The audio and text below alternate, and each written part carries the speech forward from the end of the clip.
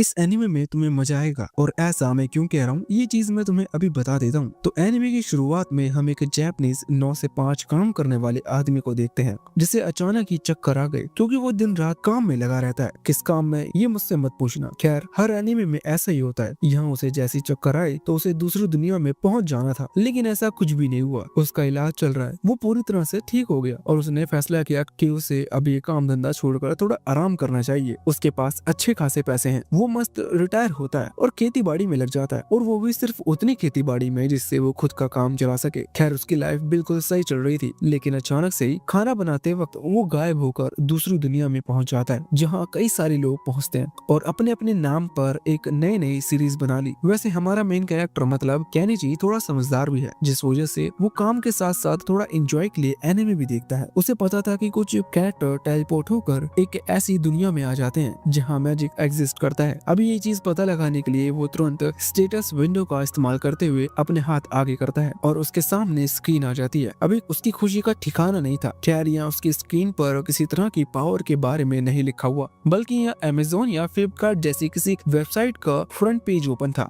अगर मैं साफ भाषा में तुम्हें समझाऊं तो इसका मतलब यही है कि वो इस वर्ल्ड में रहते हुए दूसरे वर्ल्ड की चीजों की शॉपिंग कर सकता है। साथ ही केनिची को वहाँ आइटम बॉक्स नाम का भी एक टूल मिलता है। केनिची जब उस पर क्लिक करता है तो वहाँ सामने लिखा आता है कि इस चीज में केनिची किसी भी चीज को डाल सकता है। अब माफ करना, लेकिन यह इसका मतलब था कि केनिची किसी भी आइटम को उस बॉक्स में सेव कर रख सकता है। केनिची तुरंत ही आसपास एक कस्तूरी मेथी के पेड़ को ढूंढकर उस पेड़ को सीधा उस आइटम बॉक्स में डाल देता है। वहाँ जो कस्तूरी मेथी का पौधा था वो उससे सारे न्यूट्रिशन अलग कर चुके थे। ऐसा उस आइटम बॉक्स के कारण हुआ। वैसे अब केनिची वापस यहाँ अपने वेबसाइट वाले फ्रंट पेज पर आ जाता है। केनिची सोचता है कि मुझे कुछ खरीद कर देखना चाहिए, लेकिन केनिची के पास पैसे नहीं है और कुछ भी खरीदना हो तो पैसे तो लगेंगे ही। केनिची को पता चलता है कि उसके पास जो आइटम्स है, मतलब कि उसने अभी जो कस्तूरी मेथी का पौधा उस टूल बॉक्स में डाला वो उसे बेच सकता है। लेकिन दुख की बात है कि इस वर्ल्ड के लोगों को कस्तूरी मेथी की कीमत नहीं पता, इसी वजह से उसकी कोई कीमत नहीं है। खैर केनिची सोच रहा था कि अब वो खाने का इंतजाम कैसे करेगा। इतने में ही उसकी नजर वहाँ पास पड़े हुए एक डेड नाइट पर पड़ जाती है, जिसे न जाने किसने खत्म किया। पर देखकर ही पता चल रहा था कि वो लंबे समय से यहाँ डेड पड़ा हुआ है। उसने अपनी बॉडी पर एक आर्मर पहन रखा था जिसकी शायद अब उस डेड नाइट को जरूरत नहीं है। इसलिए अगले सीन में हम देखते हैं कि केनिची के खाने का इंतजाम हो चुका है। मैंने पहले ही तुम्हें बताया कि केनिची थोड़ा समझदार भी है, इसलिए उसने बेसिक जरूरतों की चीजें भी खरीद ली थी। साथ ही उसने उस स्केलेटन को भी दफना दिया जो कि उस डेड नाइट का था, रिस्पेक्ट के तौर पर, क्योंकि उस डेड नाइट ने ही केनिची की मदद की है। आज जिंदा रहने में केनिची ने खाना खाया और बाद में साइकिल उठा ली। अब आप सोचोगे ये साइकिल कहाँ से आई, तो सिंपल सी बात है कि जरूरत के सामान में साइकिल भी जरूरी है। मैंने तुम्हें 2 बार कह दिया कि केनिची समझदार है। अभी वो साइकिल पर बैठकर तुरंत ही इस जंगल से निकलने की फिराक में था, क्योंकि जंगल में उसे ऐसी कोई चीज नहीं मिलने वाली जो कि महंगी बिकेगी। इसलिए वो पूरी रफ्तार से साइकिल चलाता है, लेकिन उसका बैड लक है कि ये जंगल खत्म होने का नाम ही नहीं ले रहा था। अब साइकिल चलाते हुए रात हो चुकी थी। केनिची वही जंगल के बीच रुकता है और खाने की वो बाकी चीजें जो कि उसने बाई की थी उन्हें निकाल कर खाने लगता है। केनिची सोच रहा था कि कल के दिन उसे किसी भी तरह से सिटी तक पहुंचना होगा। मतलब उसे अभी तो पता नहीं है कि यहाँ कोई सिटी है, लेकिन नॉर्मल सी बात है उसके पास बहुत ज्यादा नॉलेज है। वो सोच रहा था कि सिटी या टाउन जो भी हो वहाँ पहुँच कर उसे सबसे पहले ऐसी चीज ढूंढनी है जो कि बेची जा सकती हो, जिससे उसके कल के खाने का इंतजाम हो पाए। खैर तभी उसे कुछ भीड़िए घेर लेते हैं। देखकर ही पता चल रहा था कि वो किसी फ्रेंडली इंटेंशन से यहाँ नहीं आए। मतलब केनिची के खाने का इंतजाम हो ना हो, पर उन भीड़ियों के खाने का इंतजाम हो चुका है। वो केनिची पर हमला करने वाले थे।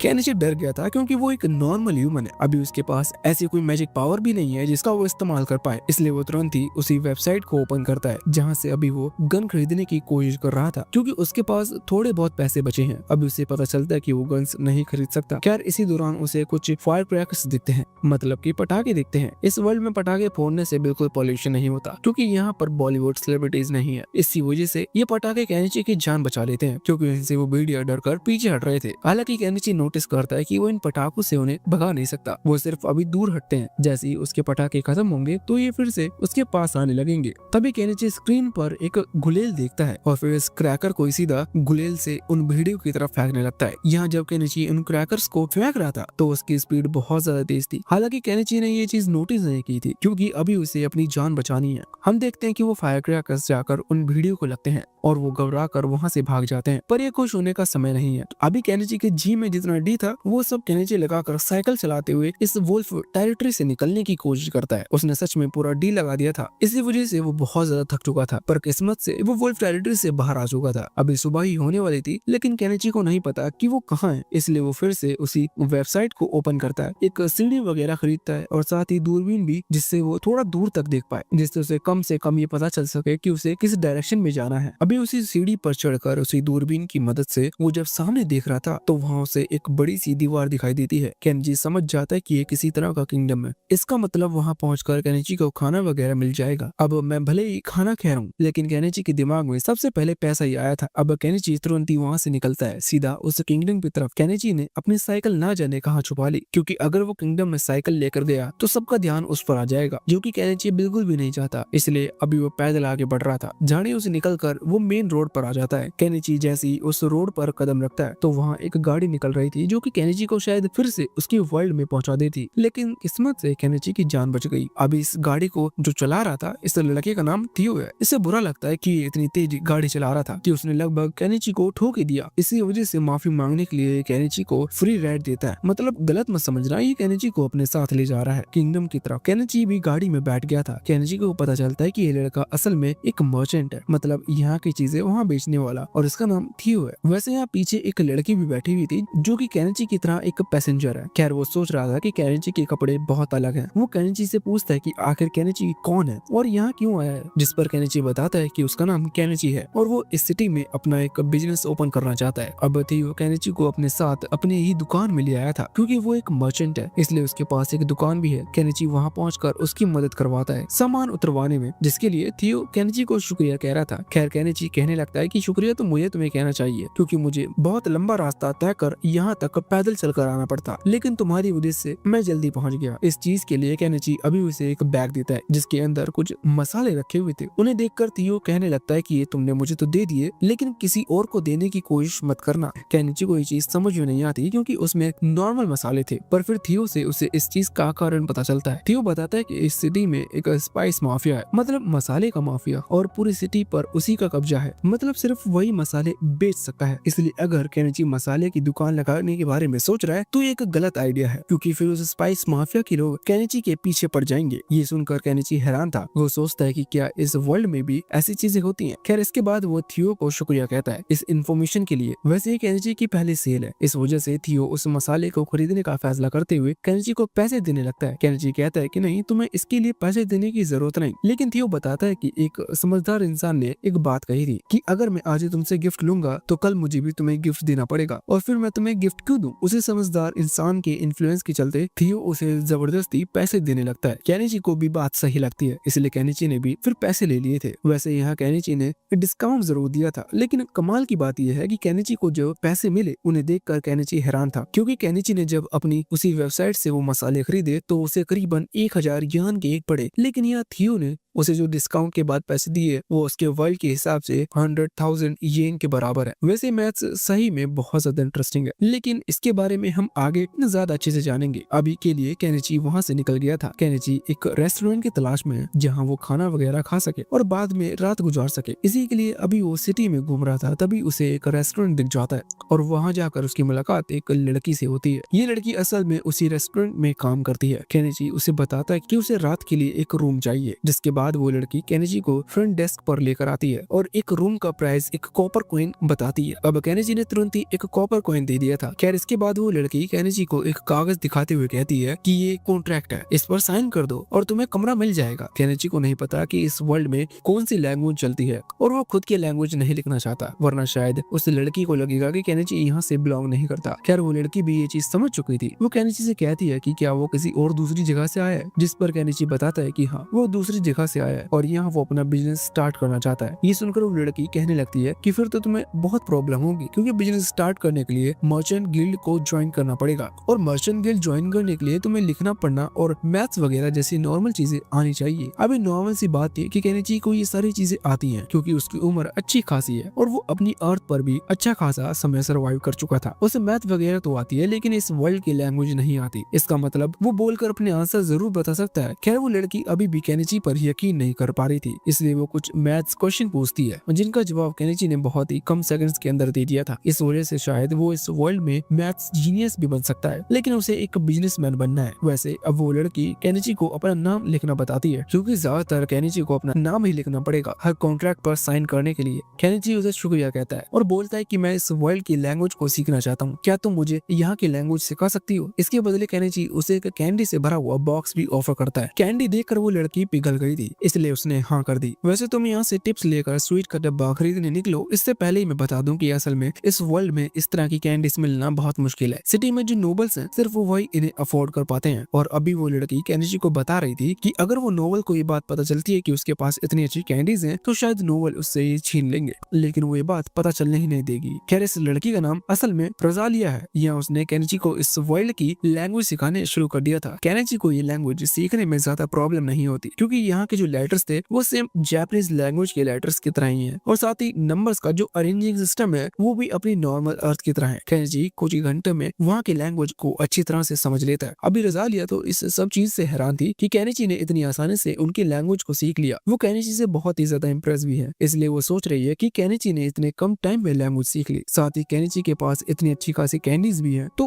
क्यों ना केनिची से शादी कर ली जाए। केनिची ये बात सुनकर हैरान था, क्योंकि केनिची की एज अगर नॉर्मली देखी जाए तो रोजालिया के फादर जितनी है, लेकिन केनिची ने उसे शुगर कैंडीज दी और केनिची डैडी की एज का है, तो शायद रोजालिया इस चीज को लेकर सीरियस हो सकती है, या फिर भी केनिची को ये सब एक मजाक लग रहा था, इसलिए वो इस वर्ल्ड पर ज्यादा ध्यान नहीं देता। वैसे अब लैंग्वेज सीख लेने के बाद ना जाने क्यों पर केनिची रोजालिया के लिए उसका पोर्ट्रेट बना रहा था। अब पोर्ट्रेट का मतलब अगर तुम्हें नहीं पता तो स्केच समझ लो, वो बस उसकी ड्राइंग बना रहा था। जब ड्राइंग तैयार हो जाती है तो रोजालिया उसे देखकर बहुत ज्यादा हैरान थी, क्योंकि वो ड्राइंग परफेक्टली बिल्कुल उसी की तरह दिख रही थी। वो बहुत ज्यादा खुश थी। वो केनिची को इसके लिए शुक्रिया कहती है, क्योंकि असल में इस वर्ल्ड में नोबल्स ही हैं जो कि इस तरह से पोर्ट्रेट बना पाए हैं, क्योंकि शायद ये महंगे होंगे या फिर नॉर्मल आम लोगों को इस चीज की परमिशन नहीं होगी। वैसे केनिची को ये सब बातें नहीं पता, उसने तो बस नॉर्मली उसका स्केच तैयार कर दिया। रोजालिया भी इस चीज से इतनी खुश है कि वो उसके बदले केनिची को कुछ देना चाहती है। इस वजह से वो केनिची पर जंप लगा देती है और फिर सुबह होने तक उसने सारी पेमेंट्स परफेक्टली कर दी थी, और यहीं से इस सीरीज में मेरे इंटरेस्ट जाग गया। खैर अगले दिन सुबह केनिची मर्चेंट गिल्ड पहुंच चुका था। यहाँ उसे अपना नाम रजिस्टर करवाना है। इसके लिए वो वहीं खड़ी एक रिसेप्शनिस्ट के पास पहुंच जाता है। उसे देखकर इस सीरीज में मेरा और ज्यादा मन लगने लगा। खैर केनिची अपना नाम बताता है, फॉर्म वगैरह फिल करता है, और वो रिसेप्शनिस्ट कहती है कि अब तुम इस मर्चेंट गिल्ड के मेंबर बन सकते हो। खैर केनिची को रजिस्ट्रेशन फी के तौर पर एक सिल्वर कॉइन देना होगा। केनिची सोचता है कि ये तो बहुत ज्यादा कीमती है, क्योंकि सिल्वर कॉइन उसके हिसाब से 50,000 का है। इसी वजह से वो पूरी पेमेंट अभी एक साथ नहीं कर सकता। वो उस रिसेप्शनिस्ट से पूछता है कि क्या वो इंस्टॉलमेंट में पेमेंट कर सकता है, तो इस पर रिसेप्शनिस्ट कहती है कि हाँ वो ऐसा कर सकती है। अब फाइनली केनिची का नाम लिखा जा चुका था, जिसके बाद केनिची को एक स्टिक दी जाती है, जिसे केनिची को हमेशा अपने साथ रखना है, क्योंकि ये स्टिक इस बात का सबूत है कि वो मर्चेंट गिल्ड का मेंबर है। केनिची ने भी इस पर अग्री कर दिया था, और बाद में वो उस स्टिक को लेकर मार्केट की तरफ चला गया था, क्योंकि इस सामान बेचने से पहले उसे इस वर्ल्ड की कीमतों के बारे में समझना होगा। खैर जब वो मार्केट के अलग अलग शॉप से गुजर रहा था तो उसे पता चलता है कि यहाँ की चीज सच में बहुत ज्यादा महंगी है। इन चीजों को वो अपनी ऑनलाइन शॉप से बहुत सस्ते में खरीद सकता है। वैसे जो फ्रूट्स वगैरह थे, मतलब खाने की नॉर्मल चीजें, उनकी कीमत लगभग सेम ही है। इसका मतलब केनिची उन्हें जरूर खरीद सकता है। तो केनिची उन्हीं फ्रूट्स को खरीद कर वापस वहीं उसी रेस्टोरेंट पहुंचता है जहाँ उसने रात गुजारी थी। यहाँ केनिची अभी किसी चीज को क्रिएट करने की कोशिश कर रहा था। माफ करना, किसी चीज को नहीं, बल्कि एक ऐसे स्टैंड को जहाँ पर अपने आइटम्स रख कर बेच सके। उसने अभी नहीं सोचा कि वो क्या बेचेगा, वो बस एक स्टैंड तैयार कर रहा है। उसने पूरा मैप तैयार कर लिया था। बाद में वो अपना स्टॉल लगाता है, जहाँ अभी उसने भी सामान के बारे में कुछ भी नहीं सोचा है। क्या रोजालिया ये सब करते हुए उसे देख रही थी। वो केनिची से और ज्यादा इम्प्रेस्ड हो चुकी है, क्योंकि केनिची ने इतनी जल्दी अपना स्टैंड तैयार कर लिया। खैर उसी दौरान वो कपड़े में लगने वाली उन्हीं पिंस को देती है, जिन्हें हम नॉर्मली कपड़े सुखाने के लिए इस्तेमाल करते हैं। अभी उन पिंस को देखकर रोजालिया शॉक थी। वो केनिची से पूछती है कि आखिर ये कैसे बनती है, क्योंकि असल में इस वर्ल्ड में जो कपड़े में लगाने वाली पिंस हैं वो लकड़ी की बनती हैं और उन पर रबर बैंड्स लगे होते हैं, जिस वजह से थोड़े से ही प्रेशर के कारण वो टूट जाती है। इसका मतलब अभी तक किसी ने उसका अच्छा सॉल्यूशन नहीं निकाला। रोजालिया पूछती कि क्या तुम इन पिंस को भी बेचने वाले हो। जो सुनकर केनिची हैरान था, क्योंकि उसे नहीं लग रहा था कि इतना नॉर्मल चीज इस वर्ल्ड के लिए इतनी कीमती होगी। खैर अब केनिची अपनी शॉप के लिए एक जगह ढूंढ रहा था जहाँ वो अपना स्टॉल लगा सके। वो मार्केट में घूमते हुए एक जगह जगह ढूंढ लेता है। वहाँ एक ओल्ड लेडी ने अपना स्टॉल लगा रखा था। वैसे वो ओल्ड लेडी इतनी भी ज्यादा ओल्ड नहीं है। खैर केनिची उनसे परमिशन लेता है कि क्या वो उनके पास अपना स्टॉल लगा सकता है। ओल्ड लेडी ने परमिशन दे दी थी, जिसके बाद केनिची ने अपना स्टॉल लगा लिया था। अभी केनिची जो चीजें निकाल रहा था उन्हें देखकर ओल्ड लेडी हैरान थी। वो केनिची से कहती है कि ये चीज तो सच में कमाल की है। वो उनमें से कुछ खरीदना चाहती थी। केनिची कहता है कि क्या सच में आप मेरे स्टॉल से सामान खरीदना चाहती हो। असल में केनिची ऐसा इसलिए कह रहा था क्योंकि केनिची ने उनके पास ही शॉप लगाई है और देखा जाए तो नॉर्मली कोई भी अपने बिजनेस स्टार्ट करने को सपोर्ट नहीं करता। लेकिन वो ओल्ड लेडी कहने लगती है कि नहीं, यहाँ ऐसे कोई रूल नहीं है कि हम किसी दूसरी शॉप से वो सामान ना खरीद सकते हो जो कि शायद हम भी बेचते हो। और वैसे भी मैं तुम्हारे साथ कोई दुश्मनी थोड़ी करना चाहती हूँ। केनिची ने उन्हें सामान दे दिया था और जब वो नए नए कस्टमर के इंतजार में बैठा हुआ था, कुछ देर में हम देखते हैं कि उसके स्टॉल पर भीड़ लगना शुरू हो जाती है। उसका सामान बिकने लगे थे और खासकर वो कपड़े में लगने की पिंस। केनिची सोच रहा था कि अगर वो सिर्फ वही पिंस बेचे तो भी वो आराम से अच्छे पैसे कमा सकता है। खैर केनिची बेवकूफ नहीं है, इसी वजह से वो ऐसा कुछ भी नहीं करने वाला, क्योंकि अगर वो सिर्फ वही कपड़े पे लगने वाली पिंस बेचेगा तो फ्यूचर में जब बाकी लोग भी उन्हीं पिंस को बेचने लगेंगे तो इससे उसका धंधा खराब होगा। इस वजह से उसे हर वो चीज बेचनी होगी जो कि इस वर्ल्ड में लोग खरीदना चाहते हैं। अभी उसी दौरान एक लड़का उसकी शॉप पर आता है। इस लड़के ने बहुत अच्छे कपड़े पहन रखे थे, साथ ही उसके पास एक छोटी तलवार भी थी। केनिची समझ जाता है कि शायद ये या तो अच्छी फैमिली से बिलोंग करता है या फिर ये एक नोबल ही है। अभी वो लड़का केनिची की शॉप पर से वो चाकू खरीदना चाहता था जो कि सामने रखे हुए थे। वो उन्हें देखता है और बाद में उनकी शार्पनेस को टेस्ट कर उनका प्राइस पूछता है। केनिची बताता है कि ये 2 सिल्वर कॉइन्स की हैं। ये उस लड़के के हिसाब से थोड़ी सी ज्यादा कीमती थी, लेकिन वो जानता था कि ये नाइफ सच में बहुत अच्छे हैं, इसलिए उसके हिसाब से ये कीमत सही है। खैर वो केनिची से पूछता है कि क्या उसने इन नाइफ से थोड़े लंबे नाइफ मिल सकते हैं। केनिची अब अपनी ऑनलाइन शॉप में चेक करता है तो उसे एक कटाना दिखती है, जिसे केनिची ने तुरंत ही खरीदते हुए उस लड़के को दिखा दिया था। वो लड़का उस कटाना को देखकर हैरान था। केनिची बताता है कि इसकी कीमत क्या है। कि इसकी कीमत है एक गोल्ड कॉइन। ये कीमत बहुत ज्यादा थी। वो लड़का भी सोच रहा था कि वो इसे खरीदे या नहीं, पर अंदर ही अंदर वो इसे खरीदना चाहता है। केनिची सोच रहा था कि कहीं उसने कीमत थोड़ी ज्यादा तो नहीं बता दी, लेकिन इतने में एक कैट गर्ल उसके सामने आ जाती है। केनिची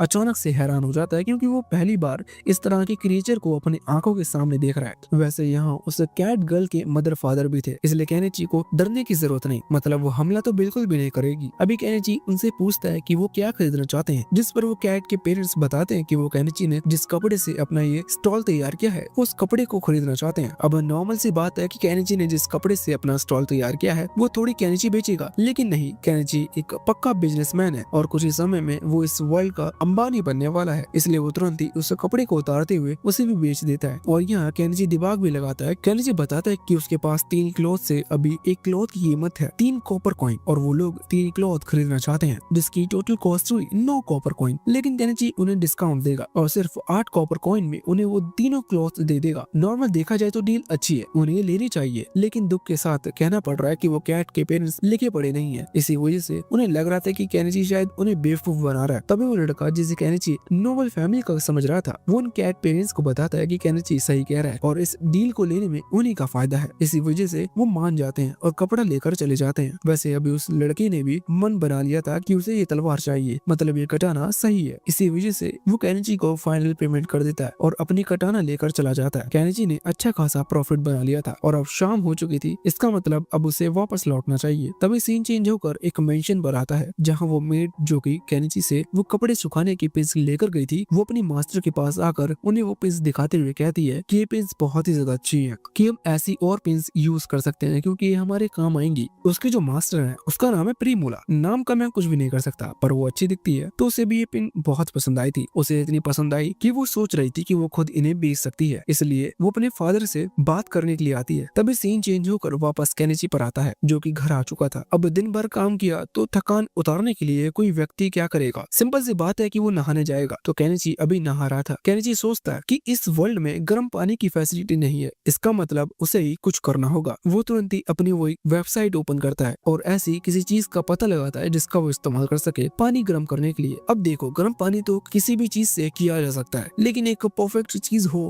तो ज्यादा अच्छा रहेगा। केनिची को एक बड़ी सी टंकी दिखती है जिसके नीचे आग जलाकर पानी गर्म किया जा सकता है। ये इतनी बड़ी टंकी है कि केनिची उसके अंदर बैठकर नहा भी सकता है। केनिची सोच रहा था कि ये परफेक्ट चीज है जो कि उसके काम आ सकती है, और साथ ही अगर ये परफेक्ट काम करेगी तो केनिची इसे बेचकर प्रॉफिट भी कमा सकता है। केनिची ने जो सोचा वो बिल्कुल सही है। खैर अब नहाकर केनिची वापस अपने कमरे में आ चुका था, जहाँ वो सोने से पहले यही सोच रहा था कि उसकी जो स्टेटस विंडो है ये काम किस तरह से करती है। मतलब वो वेबसाइट उसके सामने तो आ जाती है पर वो सामान कहाँ से आता है। केनिची सोच रहा था कि कहीं ऐसा तो नहीं ये सब सामान के बदले उसे पैसे के साथ साथ अपनी सोल का कुछ हिस्सा भी देना पड़ता हो, लेकिन ये फालतू चीज थी। उसे अभी ये सोचने में टाइम वेस्ट नहीं करना चाहिए क्योंकि ये समय है सोने का। वो तुरंत ही सो जाता है। तभी सीन चेंज होकर जंगल के बीच एक लड़की पर आता है जो कि अभी बहुत ही ज्यादा बुरी हालत में थी। मतलब यूं कह लो कि उसका कमबैक नहीं हो रहा, या फिर यूं कह लो कि उसके अभी दिन बुरे चल रहे हैं। वैसे इसके बाद अब सीन चेंज होकर सीधा अगले दिन पर आ चुका था। केनिची सुबह जाकर फिर से अपनी दुकान खोलता है। हम देखते हैं कि आज वो अपने साथ कुछ नई चीजें भी लाया था जो कि फेक ज्वेलरी है, जो कि बनी तो ग्लास से है लेकिन देखने में बिल्कुल असली लगती है।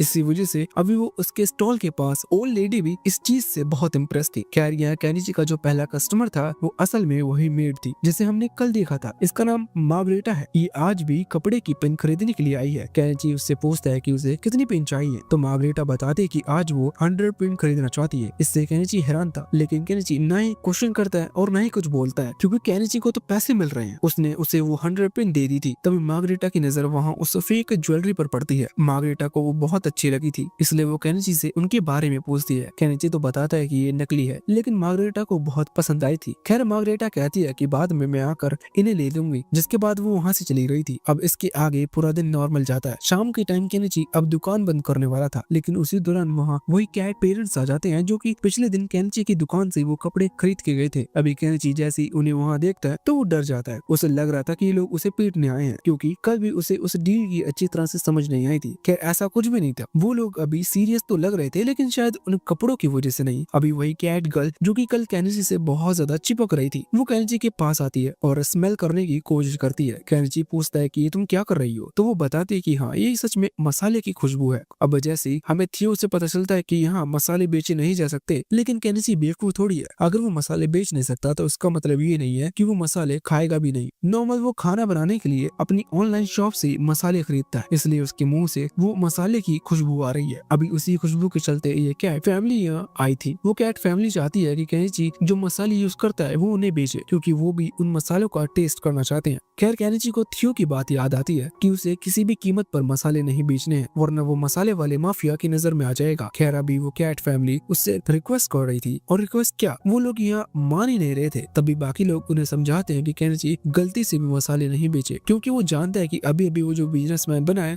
अगर वो ऐसी गलती करता है तो उससे उसका पूरा बिजनेस खराब हो जाएगा। कैट फैमिली को भी बात सही लगती है और अब वो भी बात मान लेते हैं। तो वो तभी उदास होकर वहाँ से जाने लगे थे, लेकिन तभी केनिची को एक आइडिया आता है। वो कहता है कि मैं तुम लोगों को मसाले बेच नहीं सकता, लेकिन तुम्हें खाने पर इनवाइट जरूर कर सकता हूँ। अगर तुम्हें प्रॉब्लम ना हो तो तुम लोग मेरे साथ खाने पर चल सकते हो। ये सुनकर पूरी की पूरी कैट फैमिली बहुत खुश हो जाती है। वैसे इसके बाद अब सीन सीधा रात पर आ जाता है, जहाँ हम देखते हैं कि जंगल में ये लोग पार्टी करने वाले हैं। वहाँ पर वो ओल्ड लेडी भी थी जो कि केनिची की मदद कर रही है सब्जी बनाने में। जब वो इन सब्जियों को देखते हैं तो वो हैरान हो जाती है, क्योंकि ये सब्जियाँ वहाँ की सब्जियाँ से अलग है। असल में तो ये वही सब्जी है, लेकिन इनमें से थोड़ा सा फर्क था। केनिची बताता है कि वो इन सब्जियों को फॉरेन कंट्री से लेकर आया है। वैसे दोनों तो यहाँ सब्जियां बना रहे हैं। वहाँ दूसरी तरफ कैट फैमिली अभी नदी में फिश पकड़ रही है। कुछ देर बाद वो फिश पकड़ कर लाते हैं और बाद में ये लोग खाना तैयार करते हैं। खाना खाने में अभी कैट फैमिली को मजा आ गया था, लेकिन जितना मिले उतना कम है। इस वजह से खाना के बाद भी उन्हें वाइन पीने की इच्छा है। तभी वो ओल्ड लेडी कहने लगती है कि उन्हें थोड़ी सी रिस्पेक्ट दिखानी चाहिए, और वैसे भी वाइन इतनी ज्यादा महंगी है कि वो वाइन अफोर्ड नहीं कर सकते। खैर इतने में ही केनिची अपने पास से एक बोतल निकाल लेता है। इस बोतल के अंदर बहुत ज्यादा महंगी वाली वाइन तो नहीं है, पर नॉर्मल वाइन जरूर थी। केनिची कह रहा था कि वो ये वाइन उन्हें दे रहा है, लेकिन एक शर्त पर, और वो शर्त ये है कि इस वाइन के बारे में और साथ ही केनिची ने जो खाना बनाया, पार्टी वगैरह हुई, इसके बारे में वो लोगों को किसी को ना बताएं।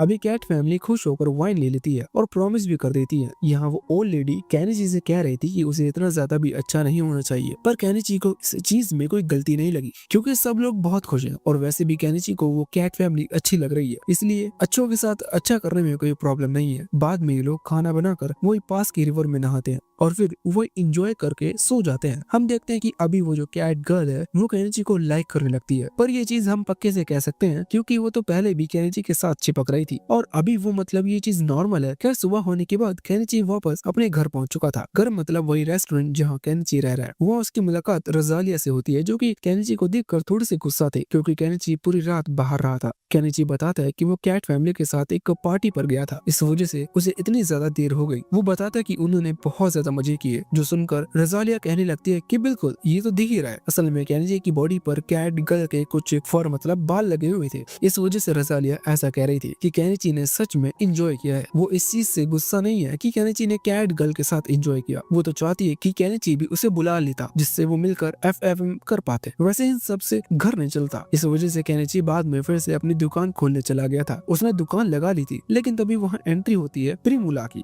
ये वही मार्गरेट की सिस्टर है। केनिची अभी उसे देखकर बहुत ज्यादा हैरान था क्योंकि केनिची का ध्यान अभी कुछ और चीज पर था। खैर तभी वो वहाँ पीछे मार्गरेट को देखता है और समझ जाता है कि असल में यही मार्गरेट की मास्टर है। यहाँ प्रिमुला आगे आती है तो केनिची तुरंत ही उसे वो नेकलेस दिखाता है जो कि मार्गरेट देख कर गई थी। केनिची समझ गया था कि ये इसी के लिए यहाँ पर आई है। मार्गरेट उस नेकलेस को पकड़कर प्रिमुला को दिखाती है और प्रिमुला को बहुत ज्यादा पसंद आता है। वो अभी कह रही थी कि ये कहीं से भी नकली नहीं लग रहा है, ये असली है। हालांकि वो केनिची से पूछती है कि क्या उसके पास ऐसे और हैं, जिसके बाद केनिची के पास जितने भी वो नकली ज्वेलरीज मतलब वो नेकलेस थे वो सारे बाहर निकाल कर उसने प्रिमुला को दिखा दिए थे। वो उन्हें देखकर इम्प्रेस थी। वो कहती है कि क्या केनिची उनके साथ डील करना चाहेगा। अगर केनिची हाँ करता है तो इसके बदले वो उसे अपने फादर से मिला सकती है जो कि माउंट ट्रेडिंग कंपनी की ओनर है। ये सुनकर केनिची थोड़ा सा हैरान था लेकिन ये उसके लिए अच्छा मौका है क्योंकि केनिची सच में एक मेजर ट्रेडिंग कंपनी के साथ जुड़ना चाहता है, इससे उसका बिजनेस बढ़ जाएगा। पर केनिची सोचता है कि अगर वो सच में इस डील के लिए हाँ करता है तो इससे शायद वो प्रॉब्लम में भी फंस सकता है क्योंकि फिर वो सभी के नजरों में आ जाएगा और कुछ सीक्रेट्स भी ओपन हो सकते हैं। अभी केनिची इस बारे में सोच रहा था लेकिन तभी वो ओल्ड लेडी केनिची से कहती है कि उसे ज्यादा सोचने की जरूरत नहीं है क्योंकि प्रिमुला के फादर एक अच्छे इंसान है, उनका कैरेक्टर सही है, इसलिए अगर केनिची इस डील के लिए हाँ भी करता है तो वो कोई प्रॉब्लम में नहीं फंसेगा। अभी सुनते हुए केनिची ने तुरंत ही हाँ कर दी थी, जिसके बाद फिर प्रिमुला और मार्गरेट उसे उसी गाड़ी में बैठा कर ले जाते हैं जिसमें वो वहाँ से आए थे। रास्ते में प्रिमुला केनिची को वो पिन दिखा रही थी जो कि उसने केनिची से ही कपड़ों की पिन से कॉपी कर बनाई है।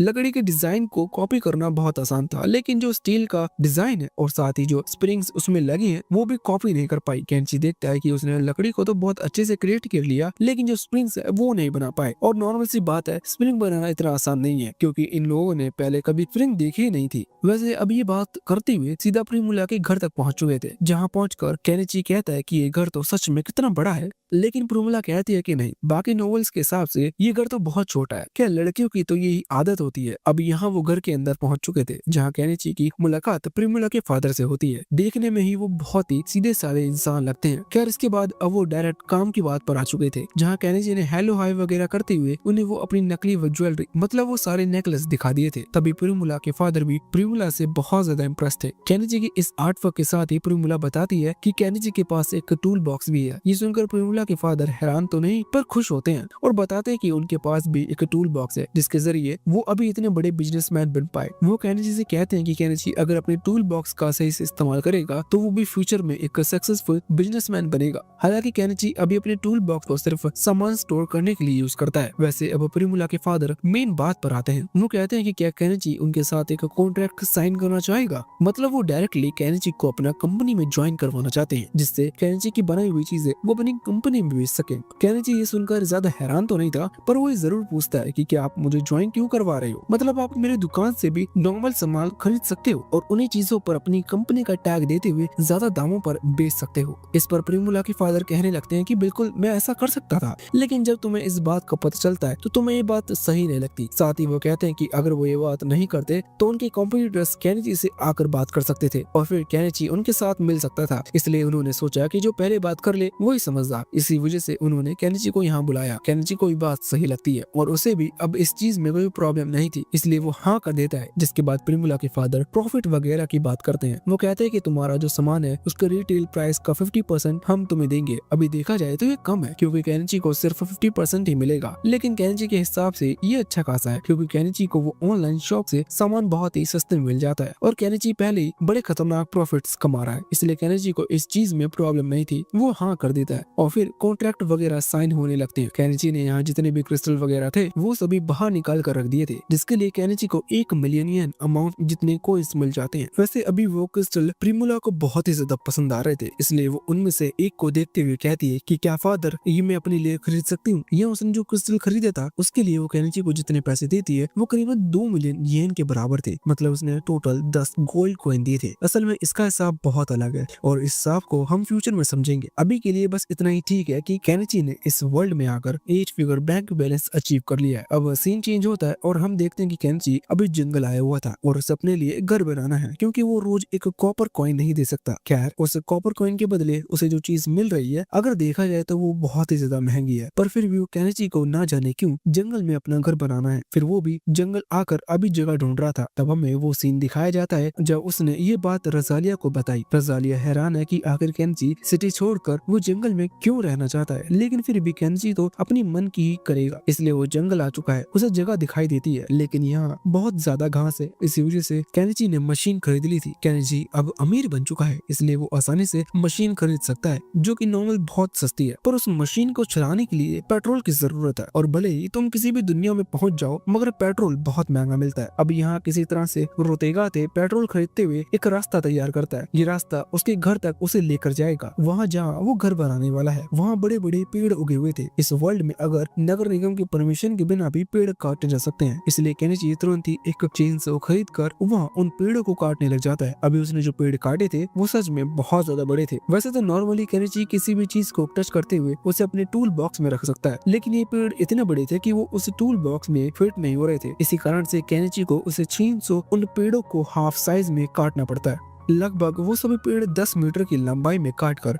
अपने टूल बॉक्स में रख लेता है। अब वहाँ से पेड़ साफ हो चुके थे, मतलब घर बनाया जा सकता है। लेकिन एक और प्रॉब्लम थी, पेड़ तो उसने काट लिए लेकिन पेड़ों का तना वहाँ अभी भी है और ये पेड़ सच में बहुत ज्यादा बड़े थे। इस वजह से इस तने को निकालना बहुत मुश्किल होगा और ऐसा नहीं है कि वहाँ 1 या 2 तने हो। केनिची ने जितने पेड़ काटे उतने तने उसे निकालने होंगे और अभी रात भी होने वाली है। इसी वजह से केनिची वापस लौट जाता है और सुबह फिर से आता है। अभी केनिची कोशिश तो कर रहा था लेकिन कुछ ही देर में वो ये चीज समझ चुका था कि ये काम उसके बस का नहीं है। वो बहुत परेशान हो जाता है और गुस्से में चिल्ला पड़ता है कि काश उसके पास एक मशीन होती जिससे वो इस तने को निकाल पाता। खैर उसने यहाँ उस मशीन का नाम लिया था लेकिन मुझे उसका नाम नहीं पता, इस कारण से वो मशीन खुद ब खुद वो अपीयर हो गई थी। खैर ये मशीन पूरे 1.2 मिलियन यान की थी, मतलब केनिची को एक बहुत खतरनाक वाला फटका लग चुका है। पर फिर भी अगर उसकी वजह से केनिची को मेहनत नहीं करनी पड़ रही तो एक अच्छा इन्वेस्टमेंट है। यही सोचते हुए खुद को दिलासा देकर केनिची काम पर लग चुका था। लेकिन जैसे ही वो उस मशीन को शुरू करता है तो मशीन शुरू ही नहीं होती, क्योंकि ये मशीन पेट्रोल से नहीं चलती बल्कि डीजल से चलती है और केनिची की ऑनलाइन शॉप डीजल नहीं बेचती। ये जानने के बाद केनिची की दुनिया ही हिल चुकी थी। केनिची सोच रहा था कि वो क्या करे, तभी उसके दिमाग में ख्याल आता है कि क्या हुआ अगर डीजल ऑनलाइन नहीं मिल रहा, वो खुद का डीजल क्रिएट कर सकता है। इसके लिए उसे परफेक्ट रेशियो में केरोसिन वगैरह और जो भी चीज डीजल के लिए लगती है वो मिलानी पड़ेगी। खैर वो इतना बेवकूफ नहीं है कि शुरुआत में जो चीज बने उसे वो उस मशीन के अंदर डाल दे, वरना वो मशीन खराब हो सकती है और फिर से केनिची को सच में 1.2 मिलियन यान का फटका लग जाएगा। इसी कारण से वो एक डीजल जनरेटर मंगवाता है और उसके अंदर वो डीजल डालता है जो कि उसने अभी अभी बनाया। केनिची जैसे ही उसे स्टार्ट करता है तो मशीन काम करने लगती है। यहाँ अभी मैं उस जनरेटर की बात कर रहा हूँ। जनरेटर परफेक्टली काम कर रहा था, इसलिए केनिची समझ चुका था कि इस डीजल से वो मशीन भी काम कर जाएगी। केनिची की खुशी का अभी कोई ठिकाना नहीं था, लेकिन फिर से रात होने वाली है, इसका मतलब उसे वापस लौटना होगा और जो काम वो करना चाहता है वो अब कल करेगा। वैसे यहाँ से केनिची सीधा वापस घर नहीं लौटता बल्कि वो वहीं उस रिवर में जाकर नहाता है, जिससे जो धूल मिट्टी उसकी बॉडी पर लगी है वो साफ हो सके, क्योंकि घर पर रजालिया उसका इंतजार कर रही होगी।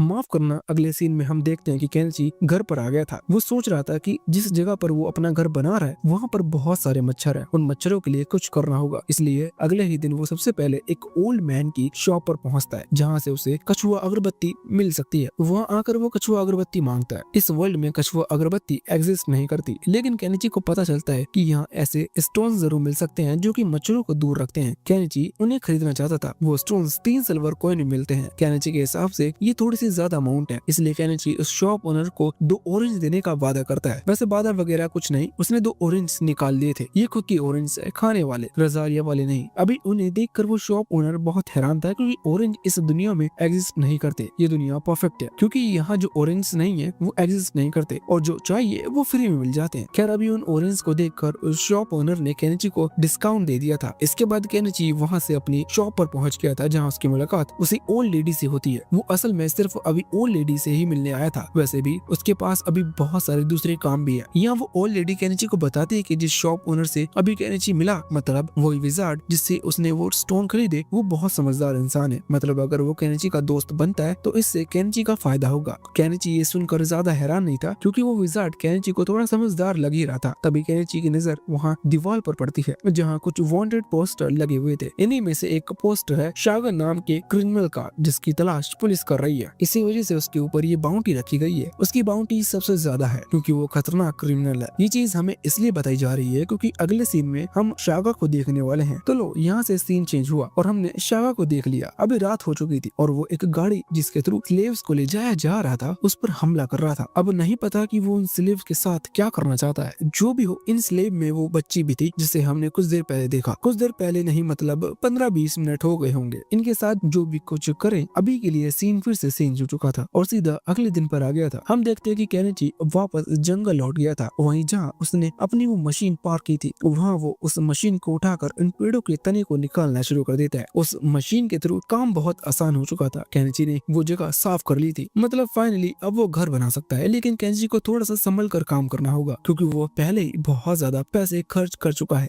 अभी जब प्रीमुला के फादर मेलो केनिची के लिए प्रोडक्ट को चेक करते हैं तो उन्हें उसकी क्वालिटी बहुत पसंद आती है। लेकिन वो केनिची से माफी मांगते हुए उसे बताते हैं कि जहाँ वो रहते हैं वहाँ के सॉल्ट और शुगर के सारे राइट स्टेट के पास है। मतलब वो चाह कर भी केनिची से ये दोनों चीजें खरीद नहीं सकते, वरना इसकी वजह से वो प्रॉब्लम में आ जाएंगे। केनिची कहता है कि कोई बात नहीं। वैसे प्रीमुला के फादर कहते हैं कि वो खुद केनिची को बुलाने वाले थे क्योंकि पिछले पार्ट में जो नेकलेस वाले क्रिस्टल्स उन्होंने केनिची से खरीदे थे वो बहुत ही इजीली और अच्छे अमाउंट में बिक गए, इसलिए अब उन्हें और वैसे क्रिस्टल चाहिए। केनिची उन्हें क्रिस्टल निकाल कर देता है जिसके बाद केनिची को 15 गोल्ड कॉइन मिलते हैं जो कि अगर जापानीज करेंसी में देखा जाए तो 3 मिलियन रुपए थे। अभी केनिची के पास अच्छा खासा पैसा तो हो गया था, इस वजह से वो अपनी ऑनलाइन शॉप से वो चीज ऑर्डर कर सकता है जो कि उसने एक दिन पहले देखी। उसने अपनी ऑनलाइन शॉप में एक बड़ा सा कैबिन देखा था जो कि नॉर्मली अगर देखा जाए तो एक घर की तरह ही है। कैबिन 1.7 मिलियन का है। अभी केनिची के पास इतने पैसे थे पर वो थोड़ा सा हैरान था क्योंकि उसे लगा नहीं था कि ऑनलाइन स्टोर में पूरा का पूरा कैबिन बना हुआ मिल जाएगा। खैर उसने एक चीज नोटिस नहीं की और पहले ही उस कैबिन को ऑर्डर कर लिया। जब वो कैबिन वहाँ पहुंचा तो उसे पता चलता है कि ये कैबिन बना हुआ नहीं है बल्कि जो लकड़ी के टुकड़े इस कैबिन को तैयार करने के लिए लगते हैं वो पैक होकर आए हैं। केनिची को अभी थोड़ी सी मेहनत करनी होगी इसे एक घर टाइप का शेप देने के लिए। केनिची सोच रहा था कि सच में ये बहुत मेहनत वाला काम है, लेकिन वो फिर भी काम करना शुरू करता है। तभी वो कैट फैमिली जिन्हें केनिची ने पार्टी दी थी वो यहाँ से गुजर रही थी। वो देखते हैं कि केनिची अभी काम में लगा हुआ है,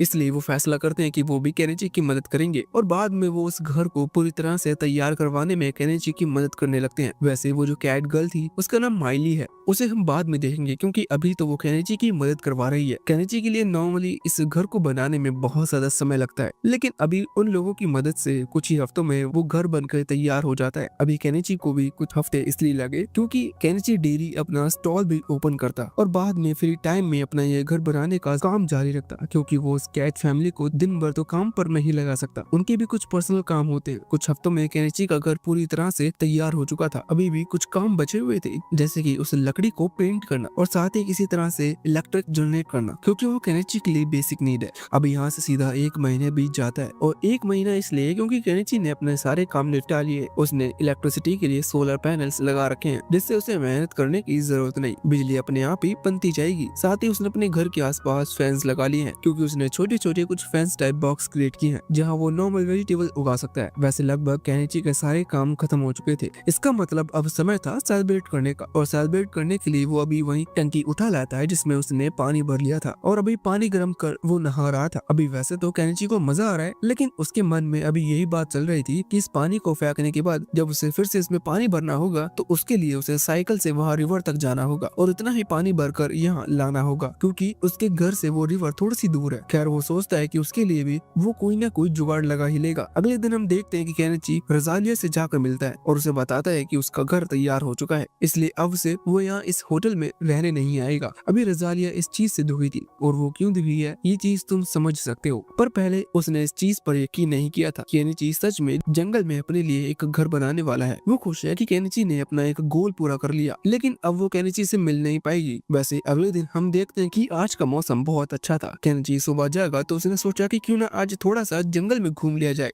उसने कैमरा निकाल लिया और जंगल में फूल वगैरह की फोटो खींचने लगा। जब वो अपनी साइकिल से वहाँ से गुजर रहा था तभी अचानक ही एक एरो उसकी साइकिल के टायर में आकर लगता है, जिसके कारण वो नीचे गिर जाता है। केनेची को अभी कुछ भी समझ में नहीं आया था कि आखिर वो एरो आया कहाँ से, लेकिन तभी कई सारे एरो उसकी तरफ आने लगते हैं, जिनसे बचने के लिए केनेची एक पेड़ के पीछे आ गया था। केनेची जब हल्का सा देखने की कोशिश करता है तो उसे पता चलता है कि ये एक दूसरी बीस्ट फैमिली है। जिस तरह से हमने पहले कैट फैमिली को देखा, ये डॉग फैमिली थी। मतलब नॉर्मली ये मॉन्स्टर नहीं है, लेकिन ये बात कर सकते हैं और उनके पास सोचने समझने की पावर भी है। अभी वो डॉग फैमिली ना जाने क्यों केनेची पर हमला कर रही थी। डॉग फैमिली को ये चीज पता है कि केनेची ने जंगल में अपना घर बनाया है और वो यहाँ रहता है, लेकिन फिर भी वो एक ह्यूमन के साथ दोस्ती क्यों नहीं करेंगे। इस कारण से वो केनेची पर हमला कर रहे थे। अभी केनेची जानता है कि वो प्रॉब्लम में फंस चुका है क्योंकि वो अकेला है और वहाँ पीछे बहुत सारे डॉग बीस्ट है। लेकिन फिर भी केनेची इतनी आसानी से हार नहीं मानने वाला, इसलिए उसने तुरंत ही अपनी वही गुलेल जो कि उसने पहले भेड़ियों से बचने में काम आई थी, जिसके बाद वो नॉर्मली रबर बॉल से उन डॉग्स पर हमला करने लगता है। वो ये देखकर हैरान था कि एक कमजोर सा ह्यूमन उन पर हमला करने की कोशिश कर रहा है और वो भी यहाँ से भागने की बजाय। लेकिन अभी तक उन्हें इस चीज में प्रॉब्लम नहीं थी क्योंकि उन्हें लग रहा था कि वो केनेची को घेर कर खत्म कर देंगे। पर अचानक ही केनेची अपने पास से वही फायरक्रैकर्स निकालना शुरू कर देता है, जिसकी वजह से अब वो डॉग फैमिली भी डर चुकी थी। साथ ही अचानक से केनेची ने अपनी वही मशीन जिससे उसने बड़े बड़े पेड़ उखाड़ दिए, इसे एक्सकावेटर कहते हैं, वो भी बाहर निकाल ली थी। इसलिए उसकी आवाज और साइज को देखकर ही वो डॉग फैमिली डर कर वहाँ से भाग जाती है। वैसे इसके बाद केनेची वहाँ से उतरकर अपनी गाड़ी को वापस रख लेता है और देखने लगता है कि आखिर वो डॉग फैमिली यहाँ क्या कर रही थी। अचानक इसकी नजर वहाँ जमीन पर पड़ी एक इंजर्ड कैट पर पड़ती है। ये चीज मैं पहले ही क्लियर कर दूं कि ये कैट उस कैट फैमिली जैसी नहीं थी, मतलब ये नॉर्मल जानवर है, जबकि वो दूसरी फैमिली उन्हें डेमी ह्यूमंस भी कहा जा सकता है क्योंकि वो एनिमल होने के साथ साथ ह्यूमन जैसे भी दिखते हैं। अभी जो कैट फैमिली थी वो जमीन पर इसलिए पड़ी है क्योंकि उसे भी एक एरो लगा था और शायद ये डॉग फैमिली ने जानबूझकर किया क्योंकि डॉग और कैट दुश्मन होते हैं। केनेची उस कैट के पास जाकर उसकी मदद करवाने वाला था, लेकिन वो कैट केनेची को पास नहीं आने देती। लेकिन केनेची नोटिस करता है कि अभी उस कैट को इतनी ज्यादा चोट लगी है कि अगर उसकी चोट को ठीक नहीं किया गया तो वो यही मार जाएगी। इसी वजह से केनेची थोड़ी हिम्मत कर उसके नजदीक आता है। साथ ही अपनी ऑनलाइन शॉप से वो कुछ ऐसी चीजें खरीद लेता है जिससे अगर उस कैट ने उसके हाथ पर बाइट करने की कोशिश की तो उससे ज्यादा फर्क नहीं पड़े। अचानक ही वो देखता है कि कैट ऐसा करने की कोशिश तो कर रही थी, लेकिन उसके पास इतनी एनर्जी नहीं है कि वो केनेची पर हमला कर पाए। इस चीज से केनेची के लिए काम आसान हो गया था, उसकी बॉडी पर लगे उस एरो को निकालना और बाद में अल्कोहल खरीद कर उस पर वो अल्कोहल लगा देना। ये जो अल्कोहल थी ये जर्म्स को खत्म कर देगी और मेडिसिन की तरह काम करेगी। लेकिन केनेची जानता है कि वो उस कैट को इस तरह से जंगल में छोड़कर नहीं जा सकता क्योंकि फिर उसके बचने के चांसेस जीरो हो जाएंगे। इसी वजह से केनेची फैसला करता है कि उसे इस कैट को अपने घर ले जाना चाहिए। वो बाद में एक ट्रॉली खरीदता है जिसमें उसने उस कैट को रखकर उसे खींचते हुए अपने घर ले आया था। केनेची उसे एक चटाई पर लिटाता है और बाद में सोचने लगता है कि वो क्या करे जिससे इसकी चोट जल्दी ठीक हो जाए। लेकिन केनेची सोच रहा था कि वो इस वर्ल्ड में आया है जहाँ मैजिक एग्जिस्ट करता है। हालांकि उसने अभी तक किसी मैजिशियन को नहीं देखा, पर जो विजार्ड था वो एक तरह से एक मैजिशियन ही है। इस वजह से अगले ही दिन केनेची उसके पास पहुंच जाता है। केनेची उससे हीलिंग मैजिक के बारे में पूछ रहा था और जब केनेची अपनी सारी सिचुएशन बताता है तो विजार्ड समझ जाता है कि केनेची ने जिस कैट को पकड़ा है वो एक बॉब कैट है। ये शायद किसी तरह की कोई स्पीशीज होती होगी, पर जो भी है उसे बॉब कैट कहा जाता है। वो विजार्ड केनेची से कहने लगता है कि आखिर तुम उसे बचाना क्यों चाहते हो, तुम उसे मार कर बेच सकते हो, इससे तुम्हें अच्छे खासे प्रॉफिट्स होंगे। इन सबसे केनेची का कोई लेना देना नहीं था, लेकिन केनेची चुपचाप वहाँ से निकल जाता है। बाद में जब उसी ओल्ड लेडी के पास पहुँचता है उस स्टॉल के पास वाली जगह पर, तो वहाँ उसकी मुलाकात महिला से होती है। ये वही कैट गर्ल है जो कि केनेची के पास आकर अचानक से ही फिर से केनेची को स्मेल करने लगी थी। स्मेल करने के कारण यह पहचान जाती है कि केनेची की मुलाकात किसी बॉब कैट से हुई है। असल में माइल की जो फैमिली है, या यूं कह लो कि माइल की जो स्पीशीज है, मतलब कैट बीस्ट वाले स्पीशीज, वो बॉब कैट्स को गॉड का मैसेंजर मानते हैं। इसी वजह से माइल केनेची से बॉब कैट के बारे में पूछने लगती है और केनेची उससे सारी स्टोरी बताता है। बाद में जब माइल घर पहुंचती है तो मतलब केनेची के घर पर वो बॉब कैट को देखती ही समझ जाती है कि इस पर जरूर उन डॉग बीस्ट वालों ने हमला किया था। अभी माइल को इस बारे में बहुत गुस्सा आ रहा था, इसलिए वो कह रही थी कि वो उन डॉग बीस्ट से इस चीज का बदला जरूर लेगी। वैसे अभी बदला लेने का समय नहीं है अभी के लिए। तो केनेची ने नोटिस किया कि वो बॉब कैट अब पहले से ठीक है, लेकिन वो एक कैट है, इसलिए जहाँ उसे चोट लगी है वो वहाँ लिख कर रही थी। इसी वजह से केनेची उसके गर्दन पर एक कोन लगा देता देता है। जिन लोगों के पास पेट है वो ये चीज समझ सकते हैं। इस तरह के कौन से अब वो अपनी चोट को टच नहीं कर पाएगी। अब ये चीज देखकर माइल केनिची की तारीफ करते हुए कहने लगती है कि तुम तो एक डॉक्टर की तरह सारी चीजें संभाल रहे हो, क्या तुम पहले डॉक्टर थे? जिस पर केनिची कहता है कि नहीं, वो डॉक्टर नहीं था, मगर ये सब बेसिक नॉलेज जो कि सबके पास होनी चाहिए। अभी उस कैट गर्ल की मदद करने की वजह से माइल केनिची से बहुत ज्यादा खुश थी, इसलिए वो तुरंत ही बाहर जाकर थोड़ी हाउंटिंग वगैरह कर कुछ वर्ड्स पकड़ कर लाती है जो कि केनिची इस बॉब कैट को दे सके। बाद में ये लोग भी वही खा लेते हैं और ऐसा करते करते रात हो जाती है। माइल बताती है कि वो थक चुकी है, इसलिए वो अपने घर नहीं लौटने वाली। वैसे अभी शाम हुई थी और केनिची जानता है कि माइल भी अपनी फैमिली की मदद करवाती है, इसलिए केनिची कहने लगता है कि तुम यहाँ रुकोगी तो वो लोग चिंता करेंगे, और दूसरी चीज ये भी कि तुम्हें भी तो कुछ काम होगा। जिस पर माइल कहती है कि नहीं, अभी बॉब कैट बहुत ज्यादा इंजर्ड है, इसलिए वो अपने काम पर फोकस वैसे भी नहीं कर पाएगी, इसलिए वो यही रुकना चाहती है। केनिची को इस चीज में कोई प्रॉब्लम नहीं थी, लेकिन केनिची के पास सिर्फ एक ही बेड है, पर माइल को इस चीज में कोई दिक्कत नहीं है। वो कहती है कि हम शेयर कर लेंगे। कमाल की बात ये थी कि केनिची ने अभी अपनी ऑनलाइन शॉप से दूसरा बेड ऑर्डर नहीं किया था, और ये जो बेड है ये भी सिंगल बेड है, मतलब इस पर सिर्फ एक ही आदमी बन सकता है। और इससे भी ज्यादा कमाल की बात ये है कि इन दोनों को इस चीज में कोई प्रॉब्लम नहीं हुई, क्योंकि माइल केनिची के ऊपर लेट गई थी, इसलिए उन्हें ज्यादा जगह की जरूरत नहीं पड़ी। वैसे कुछ दिनों बाद हम देखते हैं कि केनिची ने अपने घर के बाहर जो फार्म क्रिएट किए थे उन जगह पर उसने प्लांट्स लगा दिए हैं, लेकिन अभी प्रॉब्लम ये है कि केनिची को पानी की जरूरत है, और अभी पेड़ों को पानी देने के लिए उसे साइकिल से वहाँ उस रिवर तक जाना पड़ता है। केनिची सोच रहा था कि उसे हैंड पंप के बारे में सोचना चाहिए, मतलब अगर हैंड पंप यहाँ लग जाए तो उसकी प्रॉब्लम सॉल्व हो जाएगी, पर ये चीज वो कल करेगा क्योंकि अभी रात हो चुकी है। वो चुपचाप सो जाता है। अगले दिन जब वो जागता है तब अचानक ही वो बॉब कैट उसके ऊपर जंप कर देती है। केनिची तो समझ चुका था कि वो ठीक हो चुकी है, इसलिए केनिची ने बाद में उसकी गर्दन पर वो कॉलर हटा दी और उसे आजाद कर दिया। वैसे अब जरूरी काम था एक हैंड पंप तैयार करना, लेकिन हैंड पंप में बहुत ज्यादा मेहनत लगती है, इसलिए केनिची सोच रहा था कि एक इलेक्ट्रिक पंप तैयार किया जाए। अभी इस चीज में बहुत मेहनत लगेगी, इस वजह से आज वो स्टॉल नहीं लगाता और छुट्टी लेता है। वहाँ घर पर ही एक बड़ा सा गड्ढा करने के बाद उसने एक परफेक्ट इलेक्ट्रिक हैंड पंप बना लिया था, जिससे अब उसे अनलिमिटेड पानी मिलेगा। बाद में वो अपनी वही टंकी भरने लगता है नहाने के लिए, लेकिन तभी वहाँ प्रीमोल आ जाती है। असल में वो केनिची की शॉप पर गई थी, लेकिन उसे पता चला कि केनिची ने आज शॉप ओपन नहीं की, और फिर बाद में उसकी मुलाकात माइली से हुई, जिससे उसे पता चला कि केनिची अभी जंगल में रह रहा है घर बनाकर, इसलिए वो वहाँ उससे मिलने के लिए आ गई। वैसे वो हैरान है कि केनिची ने खुद से इतना बड़ा घर तैयार कर लिया। वैसे तो इसमें कैट फैमिली ने मदद की थी, लेकिन फिर भी ये बहुत मुश्किल काम है। तब उसकी नजर घर के पीछे रखी हुई एक्सकवेटर मशीन पर पड़ती है, जिसकी हेल्प केनिची ने ली थी। अभी उस मशीन को देखकर वो हैरान थी, क्योंकि उसने ऐसी मशीन पहले कभी नहीं देखी, इसलिए वो केनिची से पूछने लगती है कि ये क्या है। अभी केनिची को समझ में नहीं आता कि वो उसे कैसे एक्सप्लेन करे,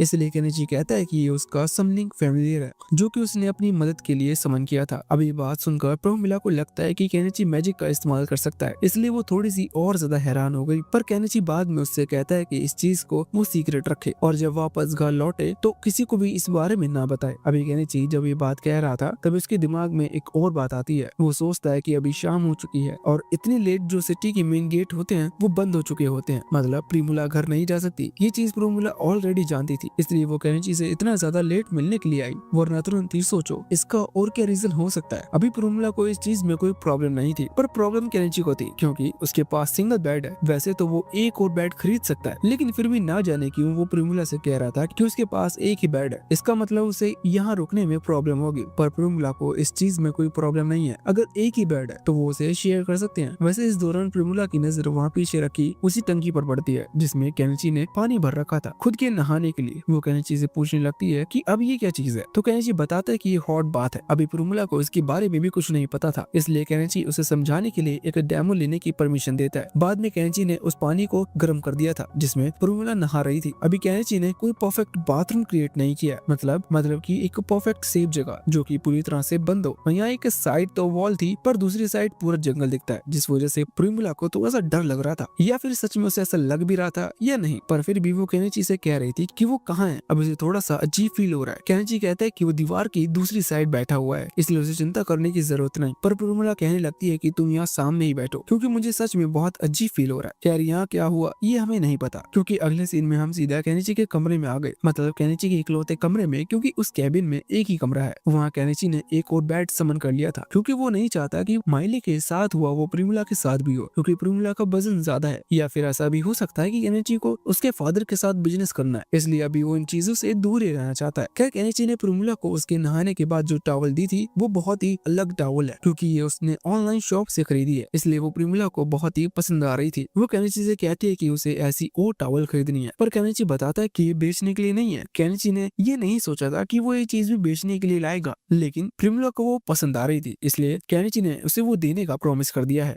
बाद में केनिची ने उसे नाइट गाउन भी दिया था, क्योंकि नॉर्मल सी बात थी, अब प्रिमिला यहीं पर रहने वाली है, कम से कम आज रात तो वो यहीं रहेगी, इसलिए उसने वो कपड़े उसे दिए, जो कि प्रिमिला को और ज्यादा पसंद आ गए हैं और वो डिमांड करने लगी कि उसे ऐसे कपड़े चाहिए। साथ ही वो केनिची से कह रही थी कि अगर केनिची के पास सच में इतनी कमाल की चीजें हैं तो इस किंगडम का सबसे ग्रेटेस्ट मर्चेंट बन सकता है। पर केनिची उससे कहता है कि उसका ऐसा कोई भी गोल नहीं है, क्योंकि वो शांति से अपनी जिंदगी जीना चाहता है, और वैसे भी ग्रेटेस्ट मर्चेंट बनने में उसे नोवेल की अटेंशन में आना होगा, जो कि वो बिल्कुल भी नहीं चाहता, क्योंकि ये चीज बस उसके लिए प्रॉब्लम क्रिएट करेगी। खैर उसे बस पैसा कमाना है और एक पीसफुल जिंदगी जीनी है। जो सुनकर प्रिमिला कहती है कि वो जिस तरह से भी केनिची की मदद कर पाए वो जरूर करेगी। वैसे अब बाद में जब ये सोने लगे तब केनिची ने एक और बेड खरीदा, जिससे कि वो चीज रिपीट ना हो जो प्रिमिला के साथ हुई थी। ये चीज मैं अभी बता चुका हूँ, लेकिन उसने बेड असल में अब खरीदा है, और जब ये चीज प्रिमिला को पता चली तो उसे इस चीज पर बहुत गुस्सा आया था। मतलब वो तो वहाँ वही करने गई थी जो कि नहीं हो पाया। खैर सीन चेंज होकर वहाँ बाउंटी वाले आदमी शागा के पास आता है, जिससे हमने पिछले पार्ट में देखा था। अभी शागा को एक लेटर मिला है। ये लेटर किसकी तरफ से है और इसमें क्या लिखा हुआ है, ये चीज हमें कुछ देर बाद पता चलेगी, इसलिए अभी हमें इस पर ध्यान देने की जरूरत नहीं, पर जल्दी वो कुछ खतरनाक करने वाला है। अभी के लिए वापस से सीन चेंज हो चुका था और सीधा अगले दिन पर आ गया था, जहाँ हम देखते हैं कि केनिची अभी प्रिमिला को लेकर उसके फादर के घर जा रहा था, जहाँ पहुंचकर प्रिमिला अपने फादर को वही टॉवल वगैरह खरीदने की बात करती है जो कि उसने रात को केनिची से ली थी। जब प्रिमिला के फादर उन टॉवल्स को देखते हैं तो उन्हें उनकी क्वालिटी बहुत पसंद आती है, इसलिए उन्होंने केनिची को उसका ऑर्डर दे दिया था। अब केनिची सोचता है कि अगर जब वो कपड़े के बिजनेस में आ ही गया है तो क्यों ना थोड़ा और ज्यादा स्पाइसी ट्रेंडी ट्राई करे। वो अपने पास से कुछ और दूसरे नाइटी गाउन निकालता है जो कि सच में स्पाइसी थे।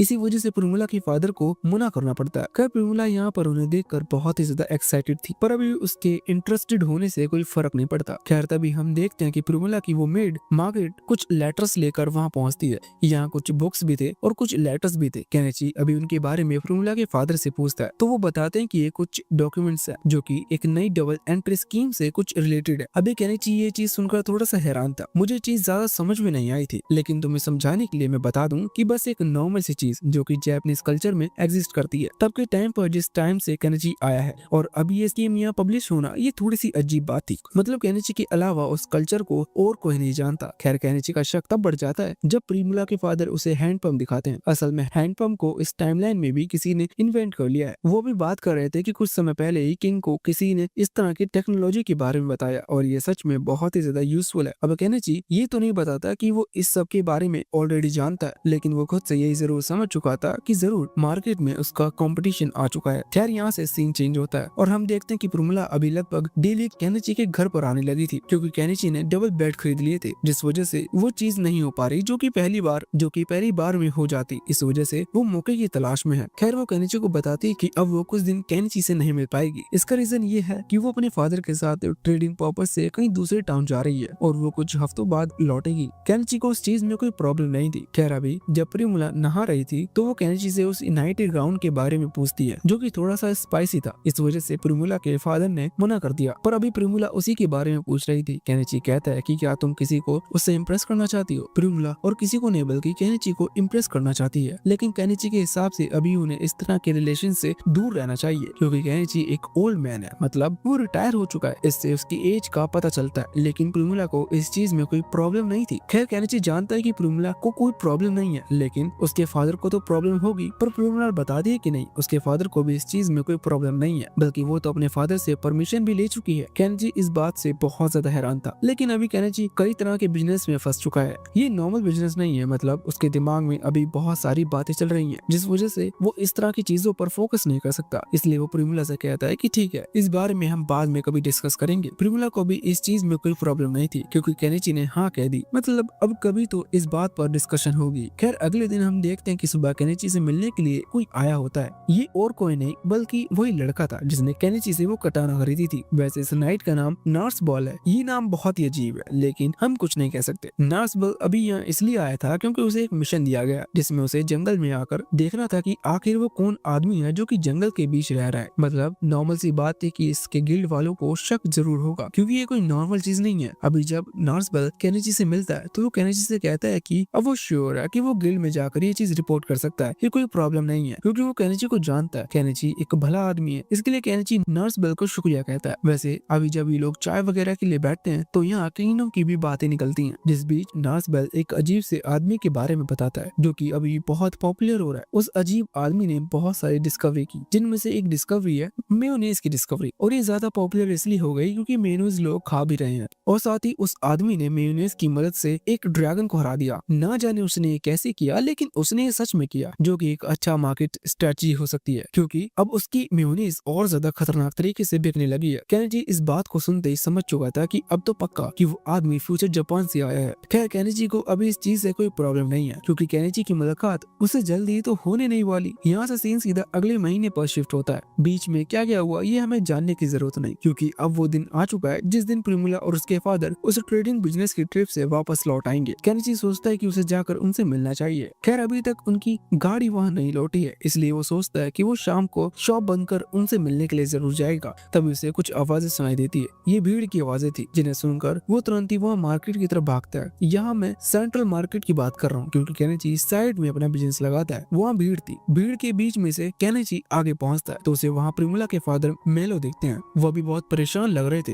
वो सभी को बताते हैं कि वो जिस गाड़ी में आ रहे थे उस गाड़ी पर लुटेरों ने हमला कर दिया और उनका सारा सामान लेकर सामान गया भाड़ में। वो उनकी बेटी को लेकर चले गए। अभी सुनकर लोगों को बहुत गुस्सा आता है लेकिन कोई भी कुछ नहीं कर सकता क्योंकि जिन लुटेरों ने उन पर हमला किया उन लुटेरों का लीडर शागा है और शागा से कोई पंगा नहीं ले सकता क्योंकि सब उसके बारे में जानते हैं। अभी प्रिमुला के फादर बहुत ही ज्यादा टेंशन में थे। अगर वो गिल्ड में इस चीज की रिपोर्ट करवा कर एक मिशन तैयार करवाते हैं और साथ ही नाइट को भी ऑर्डर करते हैं तो भी इसमें बहुत ज्यादा समय लग जाएगा और उनके पास इतना समय नहीं है क्योंकि उन्हें अपनी बेटी को बचाना है। तभी सीन चेंज होकर वहाँ प्रिमुला पर आता है जिसके साथ अभी तक कुछ भी गलत नहीं हुआ है। ऐसा इस वजह से क्योंकि वो सच में बहुत ही ज्यादा सुंदर है। इसलिए सागा ने फैसला किया कि अगर वो सही कंडीशन में किसी बड़े नोबल को उसे बेच दे तो उससे सागा को अच्छे खासे पैसे मिल सकते हैं। ये बात पूरी तरह से नॉर्मल और प्रैक्टिकल थी। इसी वजह से प्रिमुला के फादर भी जानते थे कि यही सब कुछ होगा। इस कारण से उन्हें और ज्यादा चिंता हो रही थी। अभी कोई नाइट या फिर कोई दूसरा आदमी उनकी मदद नहीं कर सकता, इसलिए वो केनिची से ही रिक्वेस्ट करने लगते हैं। केनिची एक मिडिल एज आदमी है जो कि लड़ नहीं सकता लेकिन फिर भी वो प्रिमुला की परवाह करता है और माइली भी उसकी फ्रेंड है। इस कारण से वो फैसला करता है कि वो प्रिमुला को बचाने के लिए जरूर जाएगा। खैर केनिची के पास पैसे नहीं है कि वो कुछ खरीद पाए, इसलिए वो प्रिमुला के फादर से हेल्प मांगता है और वो तुरंत ही एक बैग भरकर गोल्ड कॉइन केनिची को दे देते हैं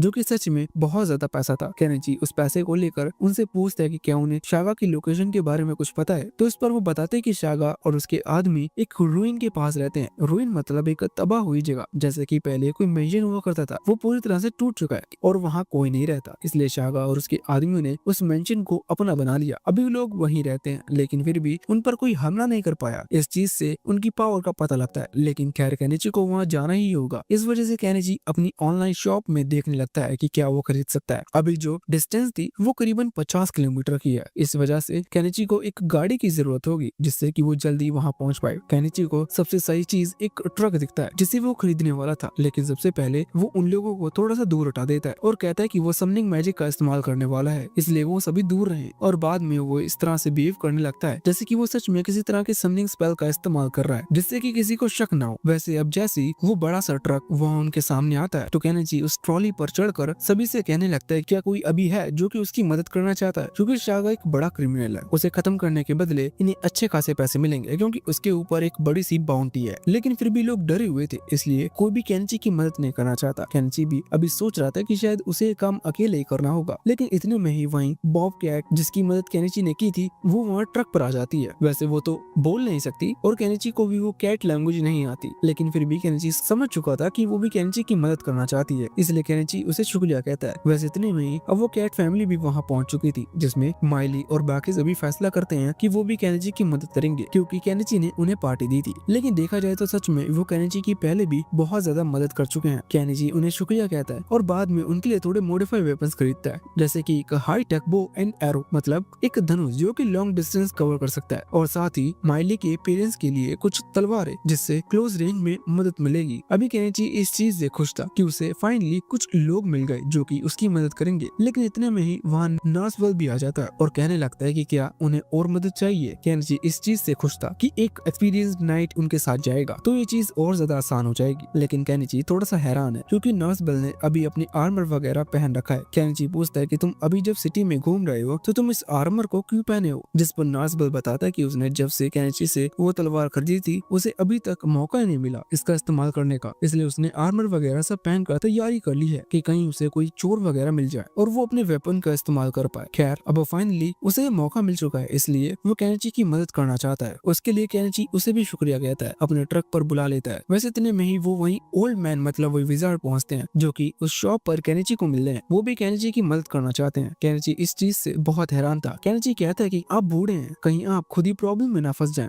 पर ओल्ड मैन बहुत ही शांति से कहते हैं कि बूढ़े होंगे तुम्हारे अंकल, मैं बूढ़ा नहीं हूँ। साथ ही वो बताते हैं कि वो अपने यंग टाइम पर एक मैजिशियन हुआ करते थे और उनका नाम चलता था, इसका मतलब अभी भी वो 2-4 नॉर्मल चोरों को तो आराम से उठाकर फेंक देंगे। इतना कहते हुए उन्होंने अपने मैजिक पावर को भी दिखाया और साथ ही कहा कि वो जरूर कुछ न कुछ हेल्प करेंगे, इसलिए उन्हें भी साथ आने दीजिए। केनेची उन्हें भी शुक्रिया कहकर अपने ट्रक पर बुला लेता है, जिसके बाद अब वो वहाँ पर उसकी ओल्ड लेडी की एंट्री होती है। ये वही है जो केनेची के स्टॉल के पास में अपना स्टॉल लगाती है। ये भी केनेची की मदद करना चाहती है। केनेची कहता है कि आप तो मत लड़िए, क्योंकि सच में मैं नहीं चाहता कि इस काम के चलते कोई प्रॉब्लम में फंसे। पर वो ओल्ड लेडी कहने लगती है कि भले ही मैं लड़ नहीं सकती, लेकिन मैं मोरल सपोर्ट के लिए तुम्हारे साथ चल सकती हूँ, और नॉर्मली वहाँ इतने लंबे डिस्टेंस तक तुम्हें पहुँचाने के लिए थोड़ा टाइम भी लगेगा, तो रास्ते में मैं खाने पीने की जो व्यवस्था होगी वो मैं कर दूंगी। मतलब नॉर्मली कहें तो वो भी मदद करना चाहती थी, इस वजह से केनेची उन्हें मना नहीं कर पाता। वैसे उनके बाद अब प्रीमुला के फादर भी कहने लगते हैं कि उन्हें भी साथ चलना चाहिए, लेकिन केनेची उन्हें मना कर देता है और कहता है कि आप यहीं रुकिए, हम लोग प्रीमुला को बचा कर ले आएंगे। वैसे इतने ज्यादा लोग आएंगे उतना ही ज्यादा अच्छा है, इसलिए केनेची आखिर बार और बाकी लोगों से पूछता है, लेकिन वो सभी वहाँ से चले जाते हैं क्योंकि वो लोग खुद को खतरे में नहीं डालना चाहते। वैसे अब उन्हें यहाँ से निकलना था, लेकिन निकलने से पहले इन्हें सबसे पहले वहाँ उस गिल्ड में इस चीज की इन्फॉर्मेशन देनी होगी। ये एक मिशन के लिए जा रहे हैं, जिससे अगर ये शाका को पकड़ ले या उसे मार दे तो कम से कम इसके बदले उन्हें वो रिवॉर्ड मिल जाएंगे, वरना गिल्ड वाले कह देंगे कि तुमने इस चीज की रिपोर्ट हमें नहीं दी। खैर जब ये वहाँ पहुंचकर उस मिशन को एक्सेप्ट करते हैं, जिसके बाद केनेची और उसकी टीम वहाँ से निकल चुकी थी। खैर रज़ालिया भी इस चीज की वजह से बहुत टेंशन में आ गई थी, क्योंकि उसे पता चलता है कि केनेची शाका जैसे लुटेरे से लड़ने के लिए जा रहा है। वैसे दूसरी तरफ वहाँ केनेची और उसके दोस्त ट्रक में बैठ कर निकल चुके थे। इस तरफ टाउन के जो बाकी लोग हैं जो कि मदद वगैरह तो कुछ भी नहीं कर पाए, वो ये बात और कर रहे थे कि अब शायद केनेची और वो लोग वापस लौट कर नहीं आएंगे, क्योंकि उनके हिसाब से केनेची को अच्छा खासा पैसा मिल चुका है, जिसका मतलब यही है कि वो पैसा लेकर भाग जाएगा और वैसे भी उसे लौट कर आने की जरूरत नहीं। और दूसरी बात ये भी कि कौन शाका जैसे क्रिमिनल से पंगा लेगा। खैर इसके बाद सीन चेंज होता है और केनेची के ग्रुप पर आता है। हम देखते हैं कि वो लोग अभी रास्ते में रुक गए थे क्योंकि शाम हो चुकी है और अब उन्हें खाने की तैयारी करनी होगी। एक बार फिर से सीन चेंज होता है और वहाँ उस जगह पर आता है जहाँ प्रीमुला को कैद करके रखा गया था। शाका एक बहुत बड़ा क्रिमिनल है और उसने सिर्फ प्रीमुला को ही कैद नहीं किया, उसके पास बहुत सारे कैदी हैं और उनमें से एक है वही बच्ची जिसे हमने पिछले पार्ट में देखा था। अभी वो प्रीमुला के पास आई थी एक ब्रेड का बड़ा सा टुकड़ा लेकर, जो कि वो प्रीमुला को देना चाहती है क्योंकि प्रीमुला को खाना नहीं दिया गया। खैर प्रीमुला कहती है कि नहीं, इसे तुम ही खा लो। इससे वो बच्ची खुश हो गई थी। वैसे प्रीमुला अभी बिल्कुल भी टेंशन में नहीं लग रही थी। वो उसी बच्ची से पूछती है कि क्या तुम्हें भी यहाँ बंदे बनाकर रखा गया है, जिस पर वो बच्ची हाँ करती है। तो प्रीमुला कहने लगती है कि क्या तुम मेरे साथ यहाँ से भागोगी, जिस पर वो बच्ची हाँ करती है, लेकिन उसे यकीन नहीं होता कि सच में वो लोग यहाँ से निकल पाएंगे। लेकिन प्रीमुला जानती है कि कोई ना कोई उसकी मदद के लिए आता ही होगा। सीन चेंज होकर उस कोई ना कोई पर आता है जो कि अभी पार्टी कर रहा है, मतलब वो लोग खाना खा रहे थे। खैर खाना वगैरह पूरा करने के बाद वो लोग प्लान बनाते हैं कि किस तरह से वो शाका पर हमला करेंगे, क्योंकि उन्हें पता है कि शाका अकेले तो वहाँ उनका इंतजार नहीं कर रहा होगा। वो एक बहुत बड़ा लुटेरा है, जिस कारण से उसके पास बहुत सारे साथी हैं, जिनसे 9 लोग सीधा जाकर नहीं लड़ सकते। अभी जो प्लान था इसके मुताबिक माइली एक अलग रास्ते से वहाँ उससे कैंप के पास जाएगी जहाँ शाका और उसके साथी रह रहे हैं। वो वैसे तो एक तबाह हुआ रूइन है, लेकिन फिर भी उसे हम एक कैंप भी कह सकते हैं। उस जगह पर माइली इंफॉर्मेशन गैदर करेगी कि कितने लोग हैं और कहाँ हैं, जिससे इन लोगों को हमला करने में आसानी हो। वैसे अभी इतनी दूर से ये चीज मतलब कि ये बात केनेची तक पहुंचना थोड़ा सा मुश्किल था। इस वजह से केनेची ने अपनी शॉप से कुछ वॉकी टॉकी खरीद लिए हैं। उन लोगों को नहीं पता ये क्या है, लेकिन केनेची ने बस नॉर्मली उन्हें समझा दिया था कि ये एक रेडियो है जिससे दूर से लोग आपस में बात कर सकते हैं, और अभी वो लोग भी प्रॉब्लम में है, इसलिए वो ज्यादा क्वेश्चन नहीं करते। माइली वहाँ से चली गई थी, जिसके बाद ये लोग भी ट्रक में बैठकर वहाँ से निकल पड़ते हैं। वैसे इन्होंने उस ओल्ड लेडी को वहाँ छोड़ दिया है क्योंकि वो सिर्फ खाना बनाने के लिए आई थी और केनिची नहीं चाहता कि वो वहाँ जाकर प्रॉब्लम में फंसे। साथ ही केनिची ने उन्हें बता दिया था कि अगर वो सही समय पर नहीं लौटे तो ओल्ड लेडी सीधा वापस लौट कर गिल्ड में इस चीज की रिपोर्ट कर दे, जिससे कि गिल्ड वालों को यहाँ आकर इन लोगों को भी बचाया जाए या कम से कम ये पता चल जाए कि इन लोगों का मिशन फेल हो चुका है। वैसे इधर माइली उस कैंप के पास पहुंच चुकी थी और नजर रख रही थी। दूसरी तरफ केनिची और बाकी सभी ट्रक में बैठकर उस दूसरे रास्ते पर पहुंच चुके हैं जहां उनके सामने वही रोइन है। बस अभी उन्हें हमला करने का मौका चाहिए था। वैसे तभी माइली वॉकी टॉकी से केनिची को बताती है कि यही सही मौका है क्योंकि उसने देखा कि वो लोग अभी पार्टी कर रहे थे। शायद वो पार्टी इसी वजह से कर रहे हैं क्योंकि उन्हें प्रिमोला मिली जो कि बहुत अच्छे दामों में बेची जा सकती है। इसी वजह से उन्होंने इस चीज को सेलिब्रेट करने का फैसला किया। इसलिए नॉर्मल सी बात थी, उन्होंने बहुत ज्यादा अल्कोहल कंज्यूम कर ली है और ये सही मौका है हमला करने का। अभी जब केनिची और उसका ग्रुप वहाँ ट्रक लेकर हमला करने के लिए निकलने वाला था तभी माइले के फादर केनिची को एक नट टाइप की चीज देते हैं। मतलब वो पेचकस वाला नट नहीं बल्कि खाने वाला नट। केनिची पूछता है कि ये क्या है तो वो कहते हैं कि वहाँ जाकर तुम्हें उन लोगों पर हमला करना होगा जिसमें कुछ लोगों की जान भी जाएगी जो देखकर तुम डर सकते हो क्योंकि ये चीज तुम पहली बार कर रहे हो, इसलिए इसे खा लो, तुम्हें प्रॉब्लम नहीं होगी। केनिची को ये चीज समझ तो नहीं आती लेकिन फिर भी वो उनकी बात मानकर उस नट को खा लेता है। इससे केनिची का दिमाग लगभग काम करना बंद कर दिया था। मतलब एक तरह से उसे नशा सा हो चुका था। अभी वो होश में तो है, बस वो ज्यादा सोच नहीं रहा, उसका मन शांत है। बाद में ये लोग ट्रक में बैठकर सीधा उस जगह की तरफ निकल पड़े थे। तभी हम वहाँ सामने शागा के दो आदमियों को देखते हैं जो कि अभी अल्कोहल कंज्यूम कर रहे हैं और सामने नजर रखे हुए हैं। उनकी नजर ट्रक पर पड़ती है जिसके बारे में उन्हें कुछ भी नहीं पता, लेकिन फिर भी वो कुछ ना कुछ तो शागा को बताते ही हैं। लेकिन वो ऐसा भी नहीं कर पाए क्योंकि अचानक ही दो एरो सीधा जाकर उनके सर के आर पार हो जाते हैं। ये माइली ने चलाए थे जो कि दूर से ही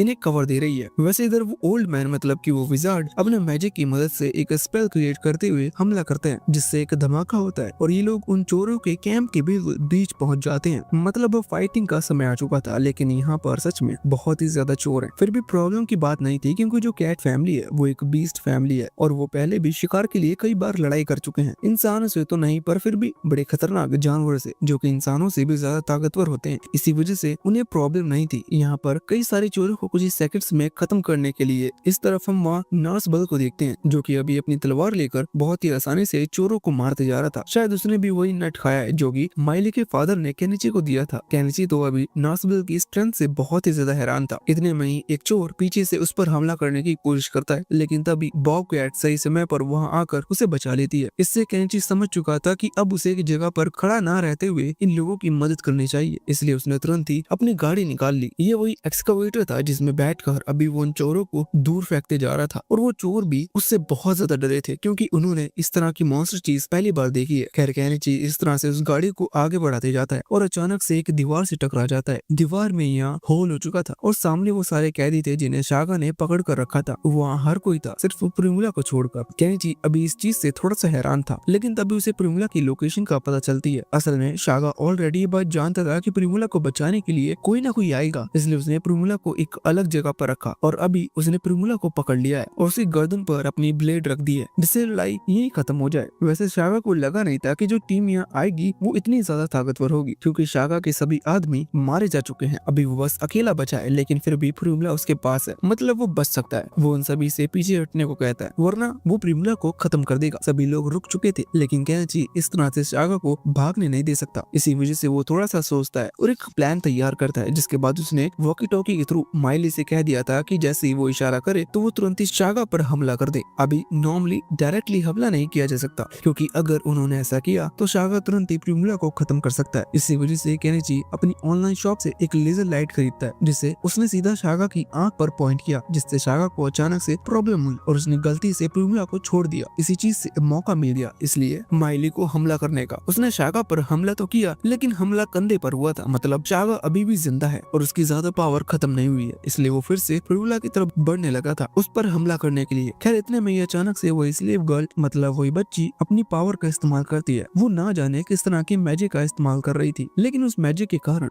शागा ने अपने माइंड पर कंट्रोल खो दिया था और वहाँ से नीचे गिर पड़ता है जिस वजह से माइली को मौका मिल जाता है और वो सीधा अपने एरो यहाँ शागा के सर पर हिट करते हुए उसे खत्म कर देती है। इन लोगों ने शागा को खत्म कर दिया था और प्रिमुला के साथ साथ बाकी सभी कैदियों को भी बचा लिया था। इसी चीज की खबर केनिची के एक आदमी के थ्रू वहाँ प्रिमुला के फादर तक पहुँचाने के लिए उस आदमी को भेज देता है। फिर बाद में हम देखते हैं कि केनिची ने अपनी ऑनलाइन शॉप से बहुत सारे कपड़े वगैरह खरीद कर उन बाकी कैदियों को भी दे दिए थे। वैसे उन कैदियों में सभी लड़की ही है, क्योंकि उन्हें शागा बेच सकता था, लड़कों का क्या ही करता वो। हालांकि उन्हें एज अ स्लेव यूज किया जा सकता है, लेकिन ज्यादा आदमी होंगे तो वो आपस में बात कर शागा पर ही हमला करने की प्लानिंग कर सकते हैं। इस वजह से उसने ऐसा कभी नहीं किया। खैर अभी केनिची ने उन सभी लड़कियों को कपड़े वगैरह दे दिए थे, साथ ही उन लड़कियों ने नाव वगैरह लिया था, क्योंकि वो बहुत टाइम से यहाँ कैदी बनकर रह रही थी। वैसे इसी दौरान केनिची उस छोटी बच्ची से मिलता है जिसके बाल बहुत ही ज्यादा बढ़ चुके थे, क्योंकि वो लंबे समय से कैद थी। इसी कारण से केनिची ने अभी प्रिमला को एक कैंची दी जिससे वो उस लड़की के बाल वगैरह काट सके, जिससे वो नॉर्मल लगे। अभी प्रिमला उस कैंची से थोड़ी सी हैरान थी, क्योंकि इस तरह की चीज उसने कभी देखी नहीं है। वो केनिची से कहने लगती है कि क्या केनिची उसे इस तरह की सीजर और बेच सकता है, क्योंकि इनसे अच्छा बिजनेस बन सकता है। वैसे तभी बाकी लड़कियां प्रिमला को बताती है कि उसे पहले कपड़े पहन लेने चाहिए, क्योंकि वो केनिची से बात करने में इतनी ज्यादा खो गई कि वो भूल गई कि वो सिर्फ अभी एक टॉवल लपेटे हुए है, मतलब अभी उस टॉवल ने ही सब कुछ संभाला हुआ था। वैसे अब वो वहां से चली गई थी। इधर केनिची छोटी बच्ची से मिलता है जो कि अब नॉर्मल लग रही है, या यूं कह लो कि अच्छी लग रही है। वो छोटी बच्ची केनिची के इस काम से बहुत ज्यादा खुश है, क्योंकि उस केनिची ने ही उसे बचाया। साथ ही यहाँ वो केनिची को एक लेटर भी देती है। ये लेटर वही लेटर था जो कि शागा को मिला था, ये एक नोवेल की तरफ से। असल में इस तरह से हमला कर लड़कियों को पकड़ कर बेचने का ये धंधा है। एक नोबल आदमी शागा को फंड कर रहा था, मतलब वो उसे पैसा देता था जिससे शागा अपने वो चोर भाइयों को अपने मिशन पर रख सके और ये लोग इस तरह से हमला कर लड़कियों को पकड़ कर उन्हें बेच सके। लेकिन केनिची और उसके दोस्तों ने उनका ये बिजनेस खराब कर दिया। साथ ही अब ये लेटर नर्स बिल को मिल चुका था। वो कहता है कि इसके ऊपर सख्त से सख्त कदम उठाए जाएंगे। वैसे अब सब कुछ सॉल्व हो चुका है, मतलब इन्हें यहाँ से निकलना चाहिए, लेकिन अभी रात है इसलिए ये लोग यहीं सोएंगे। गद्दे वगैरह कम थे, इसलिए लोगों ने आसपास में गद्दों को शेयर कर दिया था। अभी तक की इतनी कहानी हम ऑलरेडी फर्स्ट चैनल पर अपलोड कर चुके हैं। इसके आगे से अब अगला पार्ट शुरू होगा। तो सुबह होते ही केनिची और बाकी सभी उस ट्रक में बैठकर वापस विलेज की तरफ निकल पड़े थे। जब भी वहाँ विलेज पहुँचते हैं तो देखते हैं कि सभी लोग इनका इंतजार कर रहे हैं। वैसे पहले तो उन लोगों ने केनिची पर भरोसा नहीं किया था। उन्हें लगा कि केनिची पैसे लेकर भाग गया, लेकिन केनिची सभी को बचा कर ले आया। केनिची की मुलाकात सबसे पहले प्रिमुला के फादर मेलो से होती है। वो अभी समझ गए थे कि केनिची अपने मिशन में कामयाब हो चुका है। कुछ ही देर में ट्रक से उतरकर उनकी बेटी प्रिमुला उनकी तरफ भागती हुई आती है, जिसे देखकर वो खुश हो जाते हैं। खैर वो एक बिजनेसमैन है, इसलिए उनकी नजर सबसे पहले प्रिमुला के कपड़ों पर गई थी, जो कि केनिची ने उसे दे दिए थे। इनकी क्वालिटी बहुत अच्छी थी, इसलिए वो प्रिमुला से कहते हैं कि क्या ये तुम्हें केनिची ने दिए हैं, जिस पर प्रिमुला भी बहुत खुश होकर हाँ करती है। वैसे यहाँ अभी बहुत सारी दूसरी लड़कियां भी थी। ये वो लड़कियां हैं जिन्हें शागा ने किडनैप किया था। खैर अभी मेलो यहाँ केनिची के पास आते हैं और उससे पूछते हैं कि क्या केनिची ने शागा से वो सारा सामान भी कैप्चर कर लिया जो कि वो लूट कर लाया था, जिस पर केनिची हाँ करता है। लेकिन अभी केनिची के मन में ये था कि अगर वो सामान वो निकालेगा तो उन सारे लुटेरों के सर भी मुझे निकालने होंगे। असल में वहाँ हुआ ये था कि जब केनिची ने शागा की पूरी गैंग को खत्म कर दिया और अगले दिन ये लौटने वाले थे, तब बाकियों ने सलाह दी कि हमें ये सारा सामान भी अपने साथ रख लेना चाहिए। वैसे वो सामान भी कीमती था, जरूरी नहीं है कि हर चीज कीमती हो, लेकिन फिर भी वहाँ बहुत सारे फर्नीचर थे और साथ ही एक बैग मिला जिसके अंदर पूरे 1000 गोल्ड कॉइंस थे। केनिची ने तो वो सारी चीज रख ली। बाद में केनिची को पता चलता कि अगर वो इन सभी लुटेरों के बारे में गिल्ड में इन्फॉर्म करेगा कि उसने इन्हें मारा है, तो उसे एक रिवॉर्ड के तौर पर एक बड़ा सा अमाउंट दिया जाएगा, लेकिन इसके बदले उसे सबूत देना होगा कि सच में उसने इन सभी लुटेरों को हराया। सबूत के तौर पर उसे इन लुटेरों का सर ले जाना होगा, जो कि अगर वो ट्रक में रख कर ले जाता तो यहाँ से वापस टाउन पहुँचने तक उनसे बहुत बदबू आने लगेगी। इसी वजह से उसे सलाह मिलती है कि उसे ये सारा सामान अपने स्टोरेज बॉक्स में रख लेना चाहिए। केनिची को भी ना चाहते हुए ऐसा करना पड़ता है। बाद में केनिची ने बाकी सारा सामान भी अपने पास रख लिया था। खैर अब बारी थी वहाँ से निकलने की, लेकिन केनिची निकलने से पहले केनिची ने उन सभी लड़कियों से कहा कि अब वो आजाद है, इसलिए वो अपने अपने टाउन या अपने घर जा सकती हैं। उनमें से कुछ तो इसके लिए तैयार थी, पर बाकी बताती है कि जब शागा ने उन्हें किडनैप किया था तब उनके पेरेंट्स को खत्म कर दिया गया था। इसका मतलब इस दुनिया में ऐसी कोई जगह नहीं है जहाँ वो जाकर रह सके। खैर जैसी केनिची ये बात सुनता है तो उन्हें ऑफर देता है कि वो उसके टाउन में जाकर रह सकती हैं। वहाँ पर उन्हें काम भी मिल जाएगा, जिससे उन्हें अपनी लाइफ अच्छे से गुजारने में मदद मिल सकती है और उस टाउन के लोग भी अच्छे हैं। ये सुनकर सभी लोग तैयार थे कि अब बारी थी उस छोटी बच्चे की। केनिची उससे पूछता है कि उसका विलेज कहाँ है। वो लड़की बताती है कि वो ओरू नाम के विलेज से बिलोंग करती है। ये ओरू विलेज यहाँ से करीबन 800 किलोमीटर दूर था। केनिची कहता है कि डिस्टेंस बहुत ही ज्यादा है, अभी पहुंचने में हमें बहुत समय लगेगा, पर वो लड़की बताती है कि वो वहाँ नहीं जाना चाहती, क्योंकि उसके गाँव वालों ने उसे जबरदस्ती शागा को बेचा, इसलिए ऐसे लोगों के पास वापस लौटने का कोई फायदा नहीं। ये सुनकर केनिची उसे भी वही ऑफर देता है कि कि वो उसके साथ उसके टाउन चल सकती है, जिस पर उस बच्ची ने तुरंत ही हाँ कर दी थी। वैसे इस बच्ची का नाम एनिमो है। खैर इसके बाद केनिची सबसे पहले उन लड़कियों के होम टाउन जाता है जहाँ उनके घर है, और उन्हें वहाँ छोड़कर केनिची फिर वापस अपने टाउन लौट आया था। टाउन आने के बाद क्या हुआ वो सारा सीन हम देख चुके हैं। अभी के लिए केनिची सबसे पहले गिल्ड पहुंच चुका था, जहाँ वो एक एक करके उन सभी लुटेरों के सर निकाल कर गिल्ड में दे देता है, जिससे कि वो लोग उनकी पहचान करें और केनिची वो रिवॉर्ड ले सके। वहीं पर वो विजार्ड मैन भी थे जो कि अभी केनिची को समझा रहे थे कि उसे अपनी स्टोरेज बॉक्स की सीक्रेट बात को हमेशा सीक्रेट रखना चाहिए, क्योंकि अगर ये चीज नोबल को पता चलती है तो वो प्रॉब्लम में फंस सकता है। केनिची को भी ये बात सही लग रही थी। खैर इतने में ही वहाँ नोबल्स की एंट्री होती है। वो कहता है कि उसे अब निकलना होगा, क्योंकि वो कुछ बड़े लोगों को, मतलब जो कि सीनियर रैंक पर है, उन्हें उन दूसरे नोबल्स के बारे में इन्फॉर्म करने जा रहा है जो कि शागा के साथ उसकी उन बुरी एक्टिविटीज में मिले हुए थे। केनिची उसे ऑल द बेस्ट कहकर गुड बाय कहता है और बाद में सीन सीधा शाम पर आ जाता है, जहाँ हमें पता चलता है कि गिल्ड ने उन सभी लुटेरों की जांच कर ली थी। टोटल 50 लुटेरे थे और अब सबका रिवॉर्ड अलग था, इसलिए केनिची को एंड में टोटल 831 गोल्ड कॉइन मिलते हैं, जिसे केनिची ने अपने उन सभी साथियों के साथ बांट लिया जो कि उसके साथ मदद के लिए गए थे। खैर अनमा, मतलब वही लेडी जो कि खाना बनाने के लिए उनके साथ गई थी, वो उन पैसों को लेने से मना कर देती है। वो कहती है कि मुझे पैसे नहीं चाहिए, वैसे भी मैंने तुम लोगों की ज्यादा मदद नहीं की, उन्हें सिर्फ केनिची से दूसरी चीज चाहिए थी। केनिची पूछता है कि क्या, तो लेडी कहती है कि वो एनिमो को अपने पास रखना चाहती है। वो बूढ़ी हो चुकी है और उनका कोई बेटा या बेटी नहीं है, इसलिए वो अकेला महसूस करती है। इस कारण से एनिमो अगर उनके साथ रहेगी तो इनके लिए अच्छा होगा। केनिची भी जानता था कि वो एनिमो का अच्छा ख्याल रखेगी, इसलिए केनिची ने तुरंत ही हाँ कर दी और बाद में वो बॉब कैट के साथ वहाँ से चला गया। टाउन में पहुंचकर वो अभी उसे खाना वगैरह खिला रहा था। तभी हम यहाँ पर वापस अनमा पर आते हैं, जो कि अभी एनिमो को ढूंढ रही है, क्योंकि एनिमो कहीं खो चुकी है। उसकी ऐसे इंटेंशन तो नहीं थे, पर शायद एनिमो वहाँ से भाग गई। वैसे भी केनिची को रात स्पेंड करने के लिए एक जगह की जरूरत थी। अभी वो अपने घर वापस नहीं लौट सकता क्योंकि रात हो चुकी है। इसी वजह से वो उसी होटल पहुंच जाता है जहाँ वो इस वर्ल्ड में आने के बाद सबसे पहले आया था। वहाँ उसकी मुलाकात रजालिया से होती है, जो कि केनिची को देखकर बहुत खुश थी। रजालिया ने भी वो खबर सुनी है कि केनिची ने कितने सारे लुटेरों को हराया, इसलिए वो बस कंफर्म करने के लिए केनिची से ये पूछती है। वहाँ अभी उस रेस्टोरेंट में बहुत से लोग बैठे हुए थे, इस कारण से केनिची मना कर देता है और कहता है कि ये एक झूठी अफवाह है, क्योंकि केनिची सबका ध्यान अपने ऊपर नहीं लाना चाहता। खैर रजालिया ये चीज समझ चुकी थी कि केनिची झूठ कह रहा है। वैसे रजालिया केनिची से कहती है कि क्या तुम्हें याद है कि तुमने मुझसे प्रॉमिस किया था कि जब तुम्हारा बिजनेस अच्छा चल जाएगा तब तुम मुझसे शादी करोगे। केनिची कहता है कि मैंने ऐसा प्रॉमिस कभी नहीं किया। वैसे अब वो काम की बात पर आता है। वो कहता है कि मुझे एक कमरे की जरूरत है। रजालिया बताते हैं कि सारे कमरे ऑलरेडी बुक है, लेकिन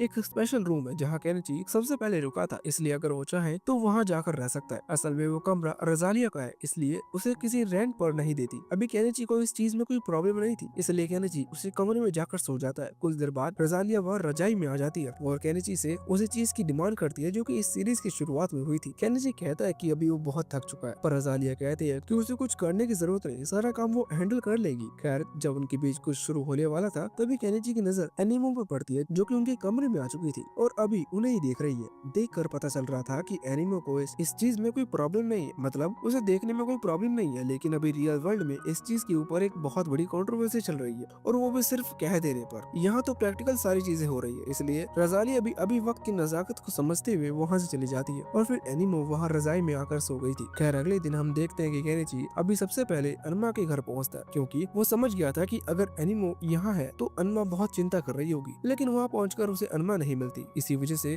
केनिची अपने काम धंधे में लग जाता है। उसके पास और भी ऐसी कई सारी चीजें थी जो कि अभी उसने सेल नहीं की, जैसे कि उन सभी लुटेरों के वो आर्मर और तलवार वगैरह, जो कि बाद में केनिची जाकर एक शॉप पर सेल कर देता है और उससे उसे ठीक ठाक पैसे मिल जाते हैं। करीबन 35 गोल्ड उसे मिले थे। इसके बाद केनिची प्रीमोला के फादर मेलो के पास पहुंचता है, जहाँ उसने थोड़े रेयर आइटम से सेल किए जो कि मेलो किसी और को बेच सकता है। अब बात थी उस फर्नीचर की, तो केनिची वापस यहाँ विजार्ड मैन के पास आया, जहाँ उसने उन्हें वो फर्नीचर बेच दिए और इसके बदले उसे करीबन 22 गोल्ड कॉइंस मिले थे। इसके बाद केनिची ने उन सभी गोल्ड कॉइंस को अपने बाकी साथी, मतलब जिन्होंने उसकी मदद की थी, उनमें डिस्ट्रीब्यूट कर दिया, जिसमें एक वो विजार्ड मैन भी थे। पर पहले उसने उन्हें सामान बेचा और फिर बाद में उसमें से एक हिस्सा उन्हें दिया। खैर एक तरफ ये उनके लिए डिस्काउंट की तरह है। वैसे हर एक गोल्ड कॉइन के हिसाब को बारीकी से बताना जरूरी नहीं, पर फिर भी मैंने तुम्हें बता दिया। अभी के लिए केनिची वो सारे गोल्ड कॉइन डिस्ट्रीब्यूट कर वापस अपने घर के लिए लौट चुका था, मतलब वही जंगल वाला घर। वैसे वहाँ आने के बाद केनिची की मुलाकात अनमा से होती है। वो बताती है कि जब एनिमो कहीं खो गई तो वो सबसे पहले यहीं आई, क्योंकि वो समझ चुकी थी कि एनिमो किसी तरह से केनिची को ढूंढ लेगी और केनिची उसे अपने साथ घर ले आएगा। खैर अगर वो इतनी समझदार है तो उन्हें सबसे पहले अपने घर जाना चाहिए था। खैर फिर भी अभी वो लोग वापस मिल चुके थे। यहाँ वो लोग खाना वगैरह खाते हैं और एनिमो अनमा को बताती है कि वो उनके साथ नहीं जाना चाहती, क्योंकि वो केनिची के साथ रहने का फैसला कर चुकी है। अभी अनमा इस चीज से थोड़ी सी हैरान थी। वो पूछती है कि ऐसा क्यों, तो एनिमो कोई रीजन नहीं बताती। वो कहती है कि उसे बस यही रहना है। जिसके बाद अनमा मान गई थी और वापस अपने घर के लिए निकल गई थी। केनिची और एनिमो उन्हें मेन रास्ते तक छोड़ने आते हैं, क्योंकि केनिची का घर जंगल में थोड़ा अंदर की तरफ है।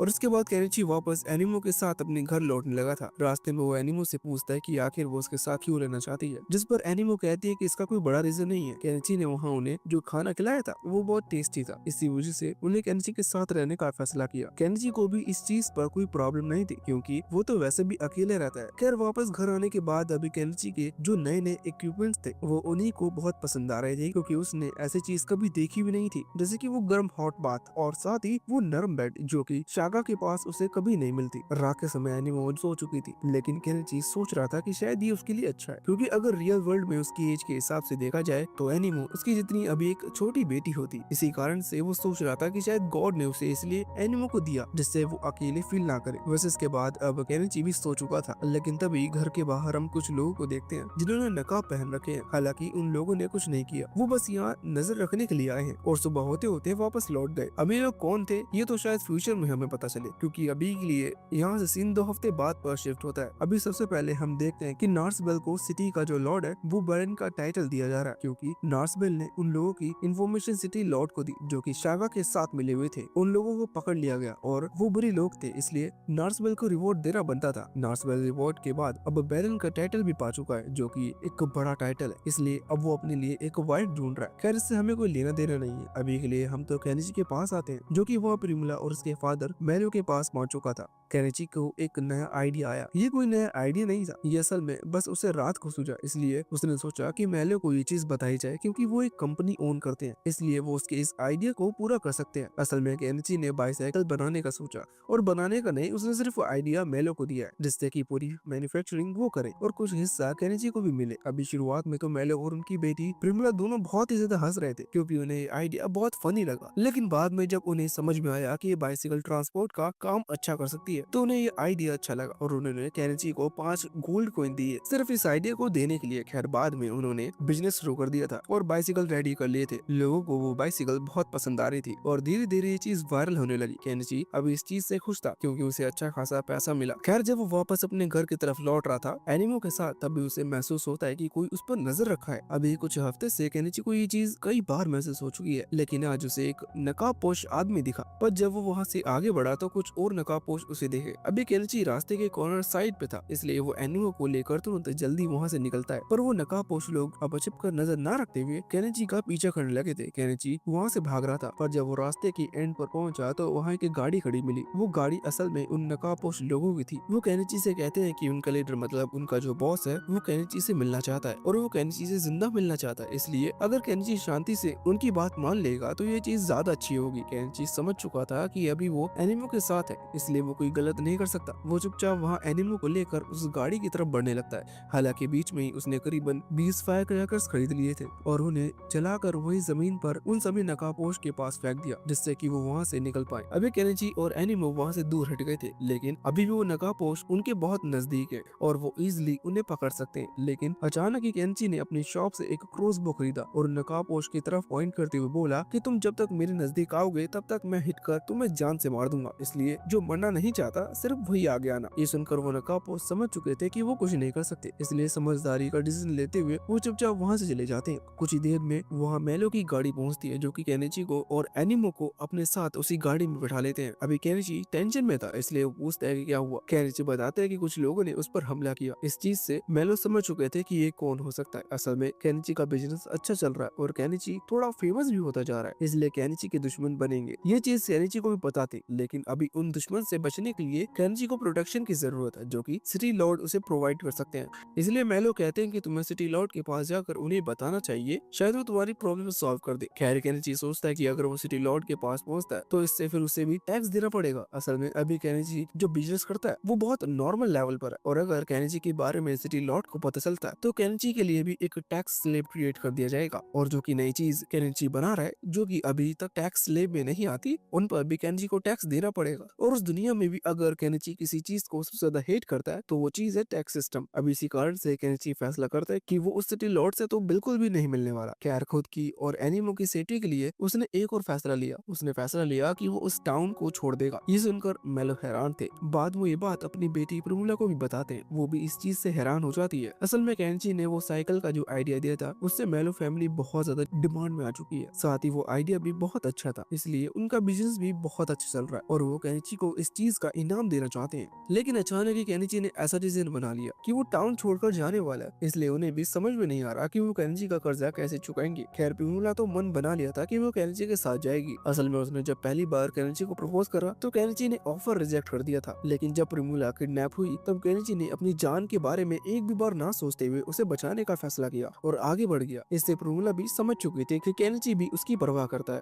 और वो उसके साथ खुश रहेगी। इसी कारण से प्रिमुला तुरंत ही केनिची के घर के लिए निकल जाती है, जिससे वो ये चीज बता सके कि वो केनिची के साथ इस टाउन को छोड़कर जाएगी। खैर उसने जो कुछ भी सोचा था वो सही साबित नहीं हुआ, क्योंकि केनिची ने तो इसे बताना जरूरी नहीं समझा। वो तो ऑलरेडी अपनी साइकिल पर बैठकर एनिमो और बॉब कैट के साथ वहाँ से निकल चुका था। यहाँ तक कि केनिची ने जाने से पहले अपना वो घर भी उखाड़ लिया था। मतलब सच में उसने वो उखाड़ कर अपने स्टोरेज बॉक्स में रख लिया था। मतलब बार बार कौन घर बनाएगा। इसी चीज से प्रिमुला को बहुत बड़ा झटका लगा था। खैर सीन सीधा केनिची पर आता है जो कि अपनी साइकिल पर जा रहा है। वैसे उसकी साइकिल में मोटर लगी हुई है, इसलिए हम उसे मोटरसाइकिल कर सकते हैं। अभी के लिए केनिची ने एनिमो की सेफ्टी पर ख्याल रखते हुए उसे हेलमेट दिया, लेकिन खुद हेलमेट नहीं पहना क्योंकि हेलमेट पहनने से बाल खराब होते हैं। वैसे केनिची अभी दूसरे टाउन की तलाश में है जहाँ वो रह सके, लेकिन वो टाउन इस जगह से दूर होना चाहिए। वैसे रास्ते में केनिची को कुछ लोग मिलते हैं और उन लोगों में से एक था थियो। ये वही पर्सन है जिसकी मुलाकात केनिची से सबसे पहले हुई थी। अभी थियो केनिची से फिर से मिलकर बहुत खुश था। वैसे वो इस चीज से हैरान है कि असल में वो जो बाइसिकल वाला आइडिया है वो केनिची का है। और वैसे वो केनिची से पूछता है कि केनिची जा कहाँ रहा है,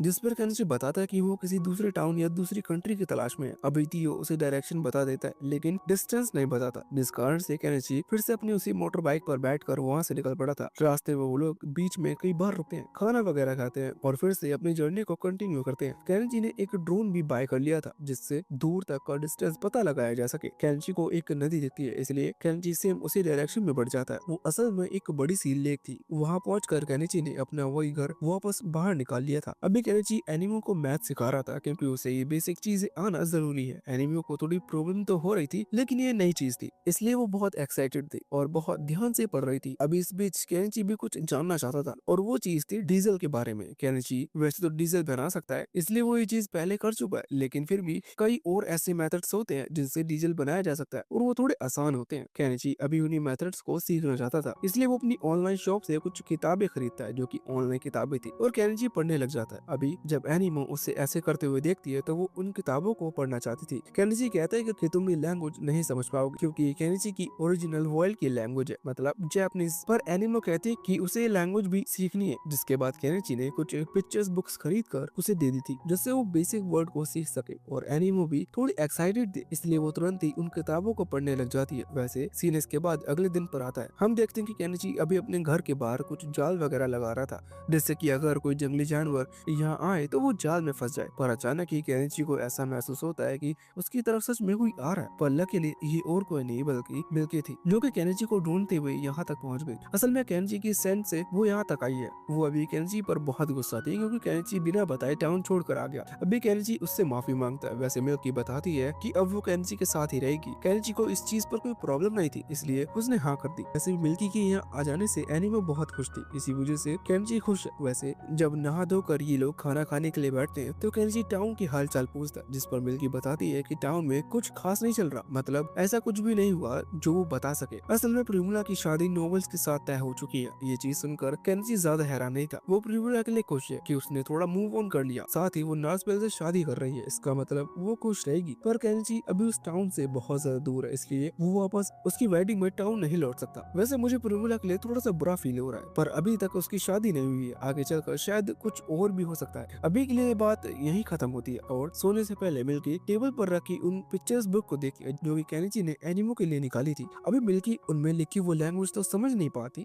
पर वो ड्राइंग्स बहुत अच्छी थी, इसलिए उसे वो किताबें जरूर पसंद आती हैं। केनिची को भी इससे एक आइडिया आ चुका था। केनिची सोच रहा था कि अगर एक पिक्चर बुक का धंधा किया जाए तो कैसा रहेगा। केनिची के पास ऑलरेडी दूसरे वर्ल्ड की कॉमिक्स हैं जो कि वो खरीद कर बेच सकता है, लेकिन इन्हें वो चीज शायद उतनी पसंद नहीं आएगी क्योंकि ये अलग वर्ल्ड है और यहाँ शायद लोगों की साइकोलॉजी थोड़ी सी अलग तरह से काम करती हो। इसी कारण से केनिची इसी वर्ल्ड की कुछ ऐसी फेमस कहानी के बारे में पूछता है जो आज तक पिक्चर बुक में ट्रांसफर नहीं की गई। असल में इस वर्ल्ड में पिक्चर बुक एग्जिस्ट नहीं करती, इसी वजह से केनिची ऐसे स्टोरी सोच रहा है। अभी मिल्की और एनिमो उसे कुछ ऐसी स्टोरी बताती है जो कि उन्हें बचपन में सुनी थी। इसमें से एक स्टोरी केनिची को पसंद आ जाती है, जिसके बाद अगले ही दिन केनिची इंक पॉट लेकर उस तरह की पेंटिंग ड्रॉ करता है जिस तरह से वो स्टोरी वो बता रही थी, और फिर एक प्रिंटर की मदद से उनकी कॉपीज क्रिएट करता है। अभी एनिमो और मिल्की दोनों ही उन पिक्चर बुक्स को देखकर बहुत ही ज्यादा एक्साइटेड हो चुके थे क्योंकि उन्होंने इस तरह की चीज पहली बार देखी थी। पर इतने में केनिची को वहाँ लेक के पास एक बोट आती हुई दिखाई देती है। केनिची तुरंत ही क्रॉसबो को लेकर वहाँ पहुंच जाता है। उस बोट में एक कैटमैन और एक ह्यूमन बैठा हुआ था। असल में ये दूसरे टाउन से आए हैं, वो टाउन जो कि इस लेक के दूसरी तरफ एग्जिस्ट करता है। लोगों ने देखा कि कोई दूसरी तरफ घर बना रखा है, इसी वजह से वो ये चीज देखने आए कि कहीं ये कोई लुटेरे तो नहीं। पर जब वहाँ बो कैट पहुंचती है तो वो कैटमैन समझ जाता है कि केनिची कोई बुरा आदमी नहीं है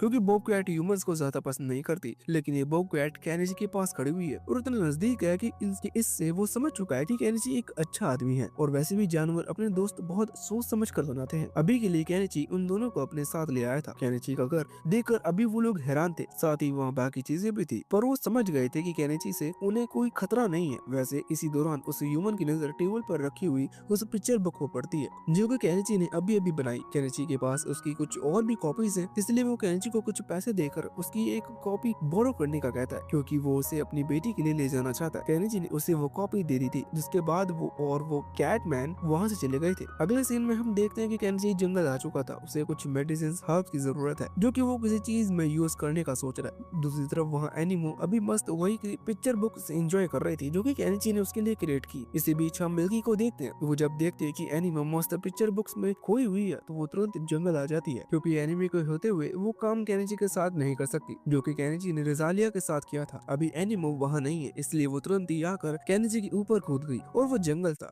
वहाँ उन्हें किसी ने देखा नहीं। इसी कारण से हम भी कैमरा एंगल को वहाँ तक नहीं ले जा पाए। खैर ये सब काम ना पूरा कर वो लोग वापस लौट आते हैं और केनिची अपने असली मकसद को शुरू करता है। केनिची डीजल बनाना चाहता था और इसी वजह से उसने एक सूट खरीद लिया और एक कैबिन तैयार किया जहाँ वो डीजल बनाने की प्रक्रिया में लगा हुआ है। वो नए तरीके थे जो कि उसने उस नई किताब से सीखे। इस बीच वो कई बार नाकाम भी होता है जिस कारण से उसे कई बार नहाना पड़ता है क्योंकि नाकाम का मतलब धमाके से था। और कुछ समय बाद वो डीजल बनाने में कामयाब हो चुका था। उसने एक इंजन में डीजल डालकर देखा और जब इंजन नहीं फटा तो केनिची समझ गया कि डीजल बन चुका है। अब बारी थी अपनी बोरिया बिस्तर समेट कर यहाँ से निकलने की क्योंकि केनिची यहाँ जंगल में थोड़ी रहेगा। अभी केनिची टाउन निकलने वाला है, इसलिए उसने सारी चीजें मेरा मतलब घर वगैरह सब कुछ अपने स्टोरेज बैग में रखा और वहाँ से निकल पड़ा। टाउन पहुँचने की बात केनिची और बाकी सभी सबसे पहले जिस जगह पर गए थे वो जगह थी गिल्ड, जहाँ केनिची को खुद का नाम रजिस्टर करवाना होगा जिससे कि केनिची को एक परमिट मिल सके यहाँ वहाँ घूमने का और साथ ही एक आइडेंटिटी भी। अभी जब केनिची वहाँ पहुँचता है तो जो रिसेप्शनिस्ट थी उसकी दो चीजों ने केनिची का ध्यान अपनी तरफ खींच लिया जिस कारण से केनिची भूल गया कि वो यहाँ क्यों आया था। पर करीबन 2 मिनट 20 सेकंड के बाद केनिची को होश आया और उसने उस रिसेप्शनिस्ट से कहा कि वो अपना नाम यहाँ रजिस्टर करवाना चाहता है। मिल्की भी अभी खुद एज एडवेंचर रजिस्टर करवाना चाहती थी, इसी वजह से उसने अपनी आईडी उस रिसेप्शनिस्ट को दी और वो वहाँ से चली गई। कुछ सेकंड्स बाद वो भी वापस लौट कर और उसने हैरानी से चिल्लाते हुए केनिची से कहा कि तुम वो वही हो जिसने शागा को हराया था। केनिची कहता है कि इसमें चिल्लाने वाली क्या बात है, असल में ये बहुत ही बड़ी बात है। लेकिन केनिची नहीं चाहता कि बाकी लोग इस चीज को सुने क्योंकि केनिची लो प्रोफाइल रखना चाहता है। वो रिसेप्शनिस्ट भी समझ गई थी कि खैर केनिची एक अच्छा एडवेंचर बन सकता है, इसलिए केनिची को उसकी आईडी बहुत ही जल्दी दे दी गई। यहाँ केनिची की बदौलत मिल्की को भी उसकी आईडी मिल चुकी थी जिस कारण से ये लोग वहाँ से निकल कर आए। अभी टाउन में बैठकर ये लोग वहाँ खाना खा रहे थे, लेकिन जिस स्पाइस सिंडिकेट के बारे में हमने कहानी में पहले सुना था वो यहाँ भी रूल कर दिया। इसी कारण से हर किसी को वो मसाले नहीं मिल सकते जो सबका हक होता है। इस कारण से वो खाना बहुत ही फीका था, पर केनिची मसाले खरीद सकता है अपनी ऑनलाइन शॉप से, इसलिए वो मसाले निकाल कर मिल्की और एनिमे को देता है। इस बीच केनिची नोटिस करता है कि वहाँ कुछ गुंडे थे जो कि शायद दूसरों को परेशान कर रहे थे, और जब तक वो केनिची के पास नहीं आ रहे तब तक ये केनिची का बिजनेस नहीं है। इसी दौरान केनिची की नजर वहाँ उसी आदमी पर पड़ती है जो कि उस कैटमैन के साथ केनिची के घर पर आया था, ये देखने के लिए कि कहीं केनिची को लुटेरा तो नहीं। अभी वो आदमी अपनी बेटी के साथ कहीं बिल्कुल चुपचाप जा रहा था। ये चीज चीज देखने में थोड़ी अजीब लग रही थी, पर ये भी केनिची का बिजनेस नहीं है, इसलिए केनिची इग्नोर करता है। अभी के लिए खाना पीना कर केनिची, मिल्की और एनिमो तीनों ही एक शॉप पर आ चुके थे। एक लेडी इस शॉप को चलाती है और कुछ मैजिकल आइटम सेल करती है। यहाँ केनिची को एक मैजिकल आइटम दिखता है जिसका नाम ही मैजिकल आइटम था। केनिची पूछता है कि आखिर ये चीज क्या है, तो वो लेडी उस चीज को अलग अलग कर देती है। असल में वो इसका एग्जाम्पल भी देती है। उसने उस ऑब्जेक्ट में से एक तरफ वाइन डाली और दूसरे होल में वाटर, जिसके बाद वो दोनों ही अलग अलग बाहर निकल कर आए। एक पल के लिए मुझे लगा कि वो केनिची को बेवकूफ बना रही है, क्योंकि वहाँ दो होल थे और दोनों चीज अलग अलग निकल कर आई। पर केनिची को वो चीज कहीं ना कहीं पसंद आई और केनिची उसे खरीदना चाहता है, इसलिए मुझे लगता है कि शायद मैं ही गलत हूँ। अभी के लिए केनिची ने पैसे दे दिए थे, जो देखकर वो ओल्ड लेडी हैरान थी, क्योंकि पहली बार उसकी दुकान से कोई कुछ सामान खरीद रहा है। वैसे इसी दौरान एनिमो को वहाँ एक किताब दिखती है। वो उस किताब के बारे में पूछती है तो वो लेडी बताती है कि एक ग्रिम वॉर है। असल में ग्रिम वॉर मैजिक रिलेटेड होती है, मतलब जो बंदा मैजिक जानता वो ग्रिम वॉर से अपनी पावर को और ज्यादा बढ़ा सकता है। केनिची को अभी एक अच्छी अपॉर्चुनिटी लगती है। केनिची को नहीं पता कि वो उसका इस्तेमाल कर पाएगा या नहीं, पर खरीदने में क्या जाता है। वैसे भी केनिची अमीर है। अब इसी चीज से वो लेडी और ज्यादा खुश हो चुकी थी। केनिची ने पैसे दे दिए और उस ग्रिम वॉर को खरीद लिया। खरीदने के बाद अभी एनिमो उसे पढ़ने लगती है। वो उसे जस्ट खोलने वाली थी, लेकिन उस लेडी ने एनिमो को रोक दिया। उसने इन्हें बताया कि असल में कोई भी ग्रिम वॉर डायरेक्टली खरीद कर नहीं पढ़ सकता। सबसे पहले इस चीज को रजिस्टर करवाया जाता है, क्योंकि ग्रिम वॉर कोई मामूली चीज नहीं है। इस चीज में करीबन एक हफ्ता लगेगा। इसका मतलब एक हफ्ते बाद में इन्हें वापस से शॉप पर लौटा है, जिस चीज से केनिची को कोई प्रॉब्लम नहीं थी, इसलिए वो अपने दोस्तों को लेकर वहाँ से वापस बाहर आ गया। असल में ये लोग फिर से टाउन की अलग अलग जगह पर घूमने के लिए निकलने वाले थे, लेकिन इतने में मुलाकात नयन से हुई। असल में ये वही कैटमैन है जो कि उस ह्यूमन के साथ केनिची के घर तक पहुंचा था। अभी इसके हाथ में एक बैग है और ये बहुत ही जल्दी में लग रहा है। इसी कारण से केनिची को फील हो रहा था कि शायद वो किसी प्रॉब्लम में फंसने वाला है, पर केनिची इसलिए वहाँ से जल्दी जल्दी निकलने का सोचता है, क्योंकि वो नहीं चाहता कि वो किसी ऐसी प्रॉब्लम में फंसे जिससे केनिची का नाम बीच में आए। वैसे जब ये लोग यहाँ से जा रहे थे, उसी दौरान केनिची को एक सड़क के किनारे पर कुछ लुटेरे दिखे। ये वही गुंडे थे जो कि केनिची को टाउन के बीच दिखे थे। वही केनिची की नजर उसी ह्यूमन पर पड़ी। इसका नाम क्रूटोन है, जो कि अभी अपनी बेटी मैरी के साथ था और वो गुंडे उन्हें परेशान कर रहे थे। देखकर ही पता चल रहा था कि वो उन्हें जान से मारने वाले हैं। इसी कारण से केनिची को बीच में आना पड़ा। केनिची अपना फेस दिखाकर बीच में नहीं आना चाहता, क्योंकि उसे नहीं लगता कि ये गुंडे कोई मामूली गुंडे होंगे। इसीलिए केनिची ने एक मास्क पहन लिया जो कि उसकी आइडेंटिटी को छुपा रहा था। केनिची वहाँ आया और उसने फायर क्रैकर्स की मदद से उन गुंडों को डराते हुए बताया कि ये उसके नॉर्मल मैजिक स्पेल है। अगर वो अभी भी नहीं समझते तो केनिची को अपना स्पेशल मैजिक इस्तेमाल करना होगा। ये चीज सुनकर वो भी डर कर वहाँ से भाग गए और केनिची ने क्रूटोन और मैरी को बचा लिया। क्रूटोन बाद में बताता है कि मैरी उसकी बेटी है, साथ ही वो उन गुंडों के बारे में भी बताता है। असल में क्रूटोन गवर्नमेंट के लिए काम करता है और बहुत टाइम से वो स्पाइस सिंडिकेट के लोगों को पकड़ने का काम कर रहा है। ये काम बहुत ही सीक्रेटली किया जा रहा है, पर क्रूटोन की असलियत सामने आ गई और उन गुंडों ने उसे घेर लिया, पर केनिची की वजह से उनकी जान बच गई, इसलिए वो केनिची को शुक्रिया कहता है। वैसे जब मैरी अपने फादर क्रूटोन से पूछती कि क्या वो केनिची को जानते हैं, तो क्रूटोन बताता है कि मैरी की जो